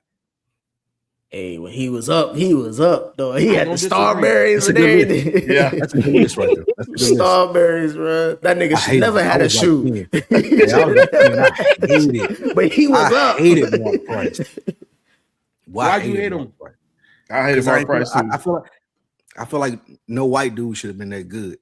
He didn't look the part. Yeah, it's the same reason that Ken. I know why Ken hate him, and me and Ken similar. I know like bro, that white dude. Hey, Ken. If Lou said that, if Lou was a white man saying Ken know what I'm saying. That's exactly why Ken hate him. I bet you. Like I was looking at him like, bro, this white dude. Man, why you look at? Do you look at it like you look Larry Bird like that? Nah, Larry Bird. I did. Larry Bird had more swag than Mark Price. Mark Price was like Mark from accounting. Like, bro, like, come on, man, you out here killing niggas, bro. Him and Craig Elo. You spreadsheets, bro. Like that. I hated that Cleveland team. I hated Brad Daugherty. I hated Craig Elo. I hated Mark Price. I hated all of them. I hated Gerald Wilkins. Gerald Wilkins was on there. All except the Jordan stopper. Nigga, get out of here, bro. Like I hated the Cleveland team. Well, he didn't get the Jordan stopper moniker until he went to New York. That's when he got the Jordan stopper moniker. It wasn't in Cleveland. Larry Nance was on that team. Yeah, Larry Nance was on that team. Old ass Larry Nance. Yeah. But nah, like look, Ron Harper. Ron Harper. Was that wasn't a Ron Harper injury? Yeah, that was after the injury, I believe. It was post-injury. Look, for me, Mark Price is one of those guys that look. So just to address a couple of things, right? Like you talked about Marbury, you talked about Rondo. Those guys are brand names. Steve Francis. Those guys are brand names. I feel like whenever we talk point guard conversation, these guys will never get brought up. Rondo, you can make an argument for being a champion. Stevie franchise for the run he had. He was the most dynamic point guard in the league. Stephon Marbury, I can make the same case for him. What type of case does anybody make for any one of these five? And that's kind of sort of where I came from. That's a good question. All right. Cool. Yeah. Yep. No, I appreciate it. Yeah, that's a good one. They got some flowers. Moving on, let's hit these super chats before we call it a night. Hurry up and buy. Playoff P, more like playoff P. That's what I forgot. That's what I forgot to mention. That Philly series, the last thing on Philly, that Philly series made me realize Paul George is done. He is done. I will never say that nigga name ever again on this program. He's not done. Like he is done, bro. What is he? Still serviceable. He is done. Does he get any type of pass for the injury he suffered? Like coming back, he came back from shit, Lou. Like niggas ain't know what he was going because we care because he was about to be like the face of the league. They tried to make him. It didn't really hit after the injury. That was horrific. He came back, but it was never. Okay, what factor are y'all trying to measure in with that injury though? Like I'm saying, it don't speak to his disappointment. It kind of does. It kind of does. It lowered his ceiling. Spike, let me ask you something. Let me ask everybody. This is an open question for everybody. What other player have you ever seen LeBron dap up after that player dunked all over LeBron's squad? Never seen it. I don't know about that. That playoff P in Indiana versus LeBron in Miami, that was a different. That Paul George still had a whole nother level to ascend to. We never saw the best version of Paul George. And I think after that injury, it took off the unlimited potential he had. And it limited him to a number two. To a number two.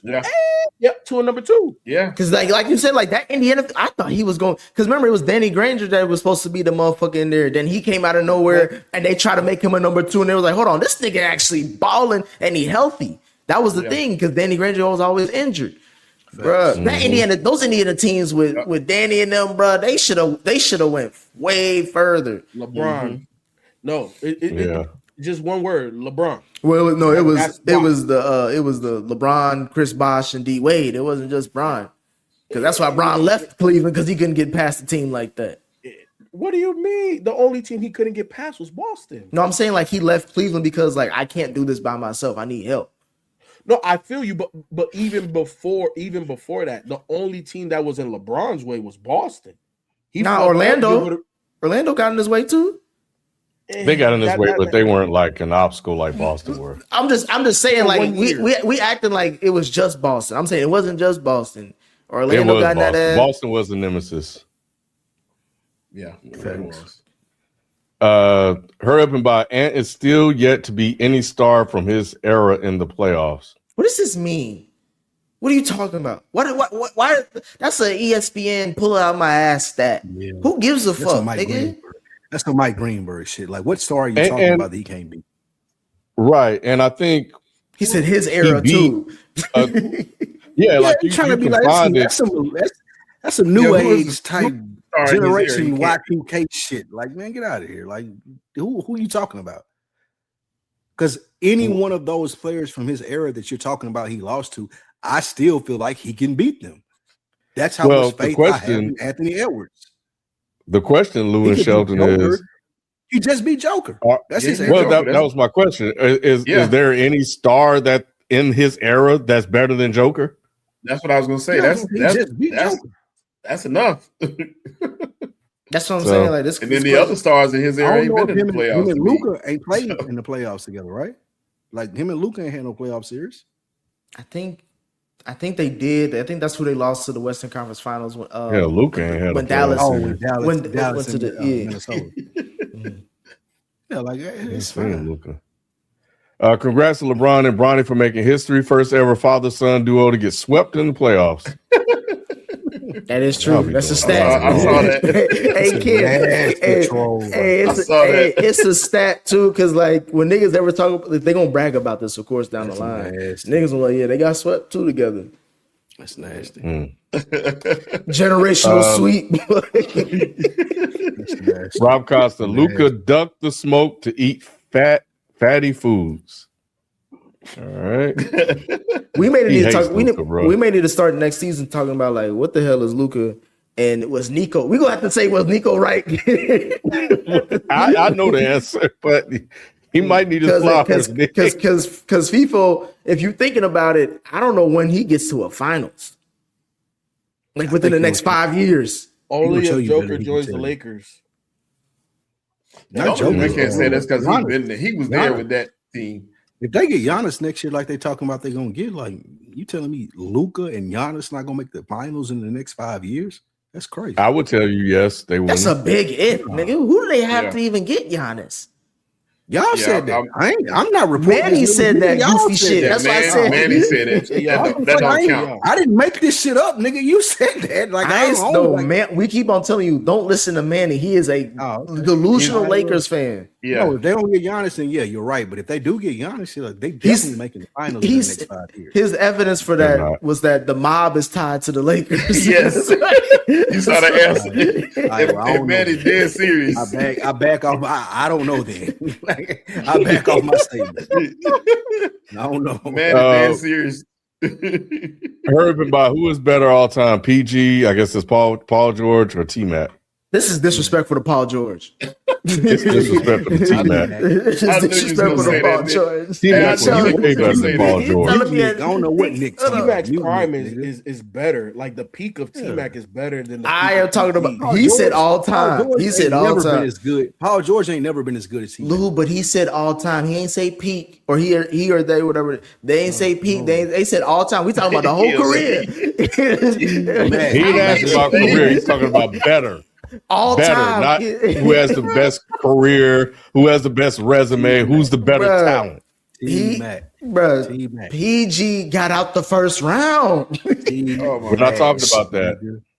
Ken, T-Mac. Ken, what's the worst quote? One of the worst quotes in the Nick, NBA. you was that in was diapers when T-Mac was hooping. That's listen, why you Lou. I was watching this. I was watching him. I heard him say this. My first words that I heard in basketball was T-Mac saying, "Oh, what do you say about the match when they was up 3-1? He's oh, it's easy to this series over." Did he say some goofy shit? That's the one I He said, heard. I don't remember. Yeah, repeat what he said, kid. I don't remember. And that was I the just know that closest. T-Mac was Hey, I don't down. know what he's talking about. And I don't know what remember, he's talking about. and I want you to remember that because that was the closest he ever got to the second round. You know, if you good, it don't matter. If Nick hates you, he hates you. I'm not. I'm just keeping it a bean. Y'all keep talking about T-Mac like he ain't. Paul George, look, listen, Paul George ain't never had to be T-Mac. He ain't never had to be number Never, one ever in his life. never. One of TX's eyes ain't number one. What are you talking about? Man, read the next one. He gotta say. He gotta. T-Mac was once considered as good as Kobe. Have y'all seen this stuff with Lane Kiffin? Got the LSU and Ole Miss playing who's less racist? What? I ain't seen this. I saw something about that, but I didn't see the whole thing. I know Shelton seen on his side of TikTok. I know you seen this shit, right? I ain't married to Shelton side of TikTok, but I know Shelton seen this shit. No, I haven't seen it, Presto. I'll take a look for it. Look out for it. I'm curious now. Hey, bro, it's so underrated how racist Ole Miss and LSU are. If any, like, it's incredible that racism is still alive and kicking, Especially Ole Miss. Hey, did y'all know that there's certain places that still have segregated schools and stuff? I didn't know that still existed. It's certain places that still got black and white proms. That's crazy. What? And sundown towns. Yeah, there's I didn't know sundown that. Yes. towns, boy. Yeah, Yes. it's places. Lou stayed by one. And white proms. Yes, yes. He the one that be helping them the boys out too. He like, yeah, them niggas outside, get them. hey, kid, Lou picket fence white as hell, what?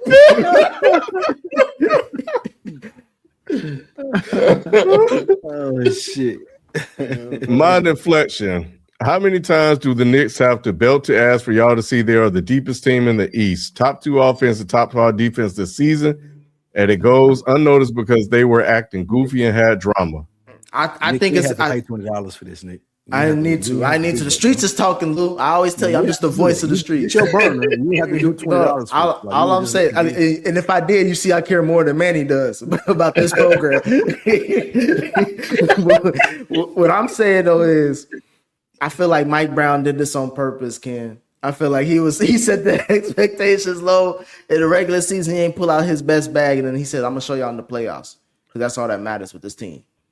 And again, I got to see how they face Detroit because I'm not sold on the Knicks just yet. They did exactly what I expected them to do, get to the Eastern Conference Finals.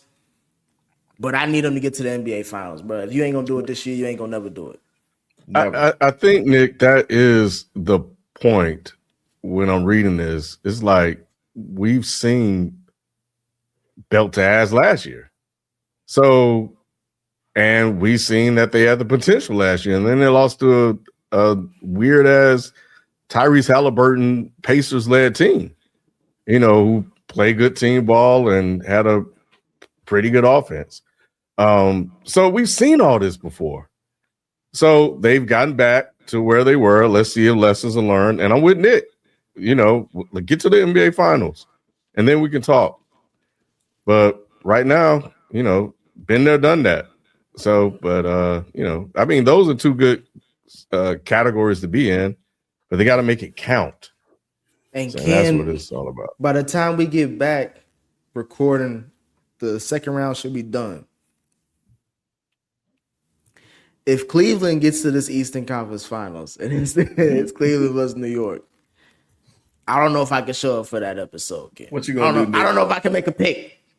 I don't know if I can make a pick. I don't know because I already know Donnie. Like I'm trying to get 2 rings this year, and one of them belong to Coco. Like that's a hell of hey Lou, that's a hell of a motivation, ain't it, bro? If Coco Jones is on the side court side, Shelton. Yeah. Hey, I'm scoring 40. I'm scoring 39. That's it. At least 30 tonight, bro. Start the game. Because as soon as he loses less than 30 if Coco Jones sitting over there, bro. He lose another game, she gone. That's the motivation, FIFA. That's what I'm also calculating in my prediction, nigga. She gone. Sound like Ja Rule. Yeah, I already got my pick. Mind infliction. Detroit got rid of their shooting from last year. No Beasley, no Hardaway, no Schroeder. K with 6+ turnover, inconsistent scoring, etc. Stop it. Hey, they got away with the gamblers. They let the gamblers. They had to bet on the young guy. Hey, what's crazy? Hey, show what's crazy. We forget that Chauncey Billups is locked up right now. Right now, locked gambling, up, guilty. I'm just saying, bro. He locked up right now for out gambling. On bail. He's not locked up, bro. He's out on bail. He going to jail, bro. You ain't see the case. Man. You ain't see the case they got on him. He going to jail. He's not going to jail. Stop. He's going to jail. He's out on bail right now. He got. If he wasn't going to jail, he'd still be the head coach of Portland. No, he wouldn't. He's out on bail. He's not going to jail, y'all. He out on bail. Telling it. All right. That's another reason. That's why he's not going to jail. I forgot. He don't snitch. What y'all talking about? Somebody just got caught with plea. Yeah, he's going to jail. He was one of the first ones. He's not going to jail. What's crazy? What's underrated about that whole story? He can never go back to Detroit. He ain't got to. He can never go back. He's fine. He's cool with that. Like, yeah, he ain't going to jail. He's going to tell on everybody. Yeah, that's crazy, bro. Embiid is a number 2 disguised as a number 1. All right. He's a number 1 He's that can't supposed to stay be a healthy. number 1. He's a number 1 that can't stay healthy. Yep. He's not a number 2. No. Herb, about looking back at Denver and Celtics winning their rings, did y'all think they both would fall from grace? Both aren't terrible teams, but have definitely been disappointing. I think that there is no dominating team. There's parity right now. OKC has a chance to go back-to-back and reestablish dynasties, but we just haven't seen a dynasty in a minute. Yeah, OKC is going to go back-to-back. That's not a question for me. Don't say that. Well, whoever comes out the West, everything. Whoever comes out the West is winning. Yeah, it might not lose a game. Better than the East. The West is better than the East. OKC he lost a game. I think like Denver is disappointing. The Celtics was a little shocking, only because nobody anticipated Jason Tatum blowing out an Achilles. You know, so that is kind of sort of what hurt them. In terms of Denver, they are disappointing.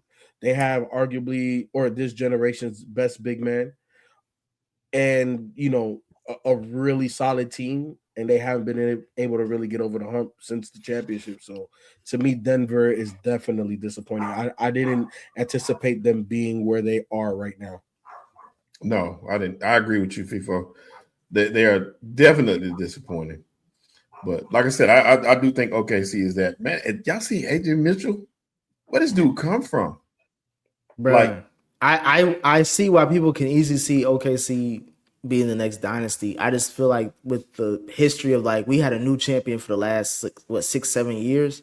I just feel like we just, based off of how these NBA contracts is moving forward, they're not doing super teams like that. OKC can be the exception, because they got the draft picks and they got the young talent locked in. But I'm just saying we just got to see how this Western Conference Finals play out, because we got to see if they even gonna get there.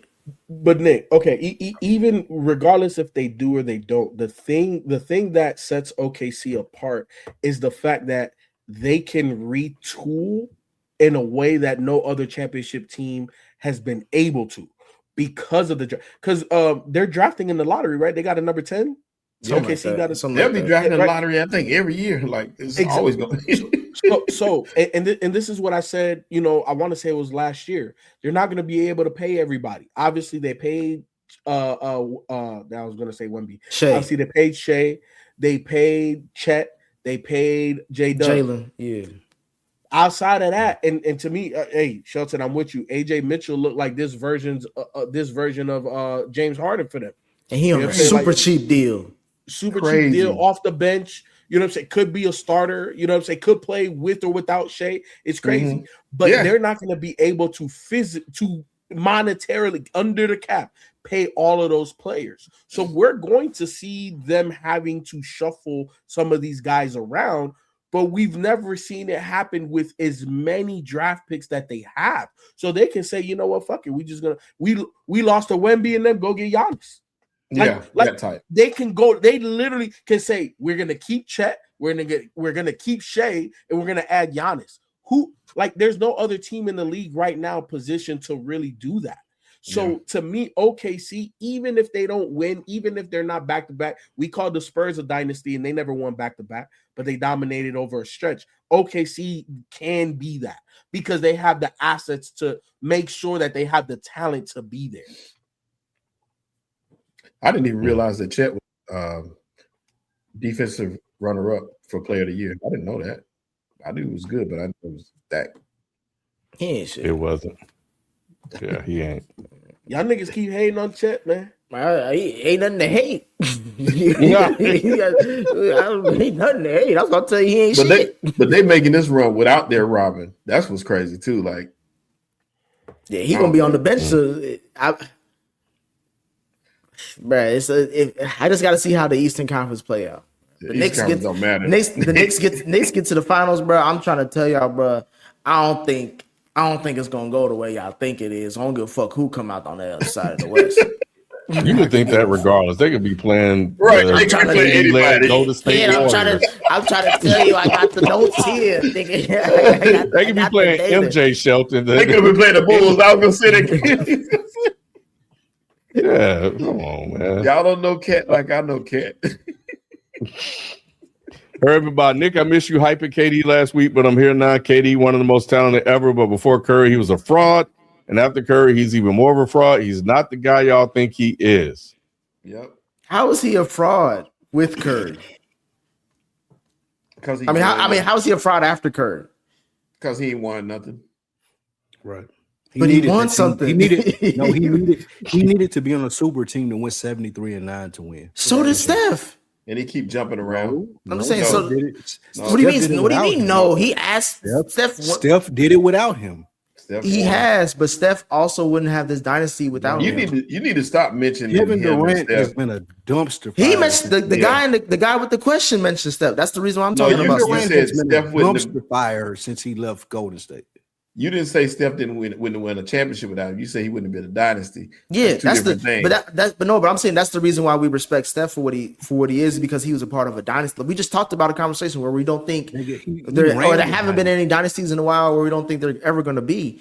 He is the last person to have a dynasty. That dynasty is heavily built on what him and Kevin Durant did. That's a duo thing. No, it's not. Because you don't have the dynasty without Steph. You don't have the dynasty without KD. You're wrong. No. You're wrong. Okay. All right. You have the dynasty with Steph, period. So you were Kevin Durant. So 2 rings Kevin of the Durant dynasty. was just a part. No, Kevin Durant was just a part of it. I'm just saying it's 2 rings of a dynasty. You can't tell me the conversation that we had about LeBron. I am asking a simple question. It's 2 rings of dynasty. dynasty. Talked about LeBron and you saying, he can't do that in Golden State because Steph is who he is, and then try to say this about KD. No. KD was a hired gun. He came in, they won the championships that he won, and he got out of there. It's still Steph that made that shit run. Okay, That's fine. Can you answer my question? What? It's 2 rings of dynasty. Steph got more than 2 rings. I know he does. We don't know if you're the one, but if KD didn't. No, see, Nick, you don't know. I'm asking you a question. I didn't even say nothing about. I didn't say nothing about Steph or anything. You don't know what it has to do with Nick. Here's the thing: we don't know if he wouldn't have won if KD hadn't joined it. We still don't know. He might would have. Sheldon, I'm not asking any of that. I'm just asking. It's 2 rings of dynasty. No, Steph just got 2 rings. Okay. How many rings Steph got? He has 4. Okay. Correct. So he's a dynasty again. Yeah, we're not arguing. Yeah, that's a dynasty. Yeah, you're right. We're not arguing that. I just asked Who's to say he wouldn't have won those rings without? Who was to say KD? No, without KD. Who's to say he wouldn't want him if KD hadn't joined him? They didn't. They couldn't win a ring. They couldn't win a ring when they were up 3-1. What are you talking about? They were up. Who's to say? We saw it. You sound crazy right now. No, did we not see it? Is that what? Is that not one of the biggest? Is that not one of the biggest feats of LeBron James' career? FIFO. Hey, man. I'm splitting the baby on this one. Like, I mean, Steph doesn't get as many rings without KD because after that 3-1 loss, it was LeBron. Like, never mind. LeBron wins more. Like LeBron wins exactly. More. But also, it's not like KD is that because he can't do it by himself. He hasn't done it by himself. He hasn't got to a conference finals. No one's done it by themselves. No one's done it by themselves. Dumpster fire since he left them. No one's done. No one's won a ring by themselves. Nobody asked him to win by himself. He went to places where there was talent there, and he still couldn't win. He played with the best players. Like I had Kyrie Irving on my team. I had James Harden on my team. I had Devin Booker on my team. I had Bradley Beal on my team, and I was supposed to be the best player there, and I still didn't win. Nobody's asking him to do what you're saying, Nick. He couldn't get it done. What did I say he was doing? Every year, KD goes to a new team and people prop them up as being Knicks. And it never. fails. The only thing that I've said about KD is that y'all got him fucked up. Y'all disrespect the fuck out of him. Like he's not. He's not a top 20 all-time player. I mean, he's sliding down the list. Right. He's still top 20. I think he's top 15. He continued to slide down the list, bro. I don't think he's sliding at all because I don't even know. I don't know who y'all putting in front of him, but I know y'all. When y'all say it, y'all gonna sound stupid. I mean, you got to make room for Wemby. Joker's in that. Wemby ain't done shit yet. We got to. Wemby is coming. Joker's in that top 20. Giannis is in that top 20. Like, come on, bro. Well, I don't know, man. I mean, I hear the potential is there, but I don't know. But I'm saying right now. He can get there. Ant could get there, though, right? Shea get another chip. Shea, he got a conversation that eventually So y'all telling me that Wembanyama is already a top 20 player? No, I'm saying potential. Okay, so for right now, we're talking about right now. If you want Shea has to get to another finals before he's even in that conversation with KD. KD is at the bottom of the top 20, bro. But I'm just saying all the niggas that y'all keep bringing up, it's like you can't. Nick, the point that we're trying to make is that he's gonna be the first nigga bumped out. Yep, exactly. Reserve a spot for Wemby if he stays healthy. He's gonna be top 20. Wemby will be top 20 if he plays 12 years healthy. Yep. If Wemby plays 12 healthy years, he's top 20 , bro. Let me ask you this. Can I ask you a question? It's like voting Kane, Shea, and like the playoff game, bro. We just saw this nigga get 12 blocks in the playoff game, bro. Okay. He's gonna be top 20. And questionable. Shea needs more wins. Okay. Joker, if he get another championship. No, Joker's in the top 20 now. He's at the bottom of the 20, but he's in the top 20. Okay, that's all I'm going to ask. Who do y'all have right now ranked higher on the top 20? Joker or KD? Joker, I would. Joker. After this year, I mean, I had him going into this year, Joker higher, but I don't know. Right now, I have to really sit and think about it. Because Joker got that championship by himself. He has 4 MVPs. KD has 1. Like, yeah, I don't know, bro. I don't know. Joker might be, even talking about it. Joker might be a friend. That's insane for y'all to say Joker's ahead. Joker's definitely in more ways than KD can. KD is a bucket, and here's the thing. I will say this in KD's defense. I think KD is the most efficient bucket getter in NBA history.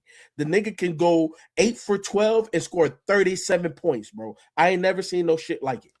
But Joker's a Swiss Army knife on offense, bro. You can put him anywhere. Joker has more tools in the bag. Yeah. Joker can kill you more ways than KD can. KD's gonna kill you with scoring, with efficient scoring, and that's it. Joker gonna kill you with the pass. Joker gonna kill you with the rebounds. Joker gonna kill you with the scoring. Joker gonna kill you with the threes, the midi, the flotation device. Triple double. Yeah. He averaged a triple double. Just ask Minnesota.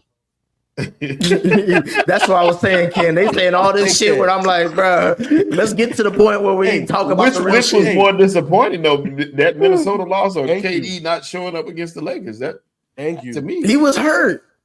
Man, he wasn't. Man, come on. Man, he saw that series. Every year is something different. Yeah, he gonna say every year. He was hurt. Nick, you only shoot bail to the niggas you like, bro. I'm not shooting bail. You are shooting bail. No, I'm not. To be honest, KD blew up that team early in the season with that burner shit. So like, and that's on him as a leader. That's the other thing. Like, y'all people talk all the time about leadership, and KD doesn't have it. He just doesn't have it. First, again, that's what y'all keep going back. You and Lou and whoever else keep having the same argument that we all agree on. No one is arguing this point, which is why I don't expect it from him. KD does not want to be a leader. KD is not a leader. So do not. So that knocks him down the list. I have one question. He's top 20 regardless. What are you talking about? Nick, knock him down. He's top 20. No, he's not top 20 all time. Nick, I have one question. Who's better, KD or Jalen Green? Who's better? You already know the answer to that. You already know the answer to that. But I want to hear you say it. It doesn't make sense for me to answer stupid questions, bro. Get to your point. It's not a stupid question. Okay. It's a question. Who's the better player? Jalen Green or KD? I don't know. Who's better? I don't know. You do know. You do know. You're smart. You're smarter than the 10-year-old. I must not be. Because if you asking me that question, I must be the dumbest nigga in the room. Just answer the question. I must be the dumbest nigga in the room. You asking me? KD, people. Go ahead. KD, right? So how come that Phoenix team didn't make the playoffs? I was about to say the same thing. I'm glad you got to the point. KD's a better player, correct? You saying it's a stupid question. Okay. KD's the much better player than Jalen Green. Well, how come Jalen Green out here showing his ass in the playoffs? That KD couldn't get that same team to. How many wins they get in the playoffs? He made it to the playoffs. They look better. They look better this year than they did last year, bro. First of all, that shit around. No, I'm not switching up this. I'm not switching up this round. Much better team. I don't know what you're trying to argue. My main argument is KD's top 20. I said KD's top 20, but he's top 20. He's in there though. First nigga out. He's in the 20 though. And I've only asked that y'all respect him as a top 20 all-time player. Like that's all I've asked. We can't because he's the first person out. He's not the first person out because who's replacing him? Who's replacing him? Who's replacing him? Right now. Man, Ken, go to the next question, man. I originally came on here just to get my Tim Duncan point, but go to the next question, man. Damn. You keep on trying to make this true bail for Tim Duncan. Don't nobody care about Tim Duncan, bro. Highest FIFA has more playoff moments than T-Mac. We done with wondering. Look, man, stop disrespecting T-Mac. Facts. Anyway, I respect TJ Maxx. Ken has FPS discussed reviewing Holcomb. Guadalupe, I don't know if he's still here. Not yet, but I have seen it though. Anyway, I'm bringing this up because FIFO's the only person that didn't respond in the group, and Tim Duncan is ranked higher than Kobe Bryant in all-time rankings. He should be. I'm okay with that. Like niggas thought. I mean, Manny. The question. Manny thought I was being like atrocious by saying that, but Timmy is higher than Kobe. There's an argument there. I think you put Kobe higher, or I think it's a pick 'em. I think it's a pick 'em. I think it's a pick 'em. It's not egregious either way. It's a pick 'em. Yeah, worse is a pick 'em. But if you're thinking of initial thoughts, I'm going with Duncan. I'm going with Kobe. People just love the way Kobe played. Like people love, and that what really makes people pick Kobe over him because they love the way Kobe played. But we're talking about better players, like who was a better leader, Tim Duncan. who was better for their team. Like Timmy was sustainable for 20 years, bro. I think they were just different types of leaders. I can't say they won the same amount of rings. Bro, so like Kobe was a bad leader post Shaq, bro. Like it took him a while to get it right. It took him but he got it right. On his whole team. He quit on his team in the playoffs. But Tim Duncan was right. Tim Duncan he was upset that day. Tim Duncan didn't speak much, so he really wasn't a leader as far as that goes. I mean, he was in his play, but not vocally. So They were two different type leaders. They were two different type players. No, that's what I'm saying. You can make an argument for each. Look, I to me, the reason why I'm okay with Tim Duncan being ahead of Kobe is because Tim Duncan was always the best player. Maybe not year one. You know, David Robinson was there, so you can make that argument. But he did win as a rookie. But it is what it. Or did he win as a rookie? Yes. Tim is the only rookie to ever be on first all team and all team defensive as a rookie, bro. Exactly. So for me, Tim Duncan, he was the the thing that holds Kobe back is he wasn't always the number one guy. He wasn't ready day one when you want to make the LeBron argument. Nope. So to me, Tim Duncan, I can make the argument that he is the better player. But if you put Kobe, I'm not going to say like you're crazy. Just like you shouldn't say that somebody putting Tim Duncan ahead of Kobe is crazy. No, it's a pick 'em. That's neither one. Yeah, you agree. Yeah. Depends on the day. That's all I came back for. I just finished editing Ken, but yeah, that's what I came for. Yeah. All right. Well, anyway, man, that is it. We appreciate you guys tuning in. We'll be back next week to do an update on the playoffs. We might have our conference finals teams in place by then. So we'll catch you guys next time. We out. Peace. Peace.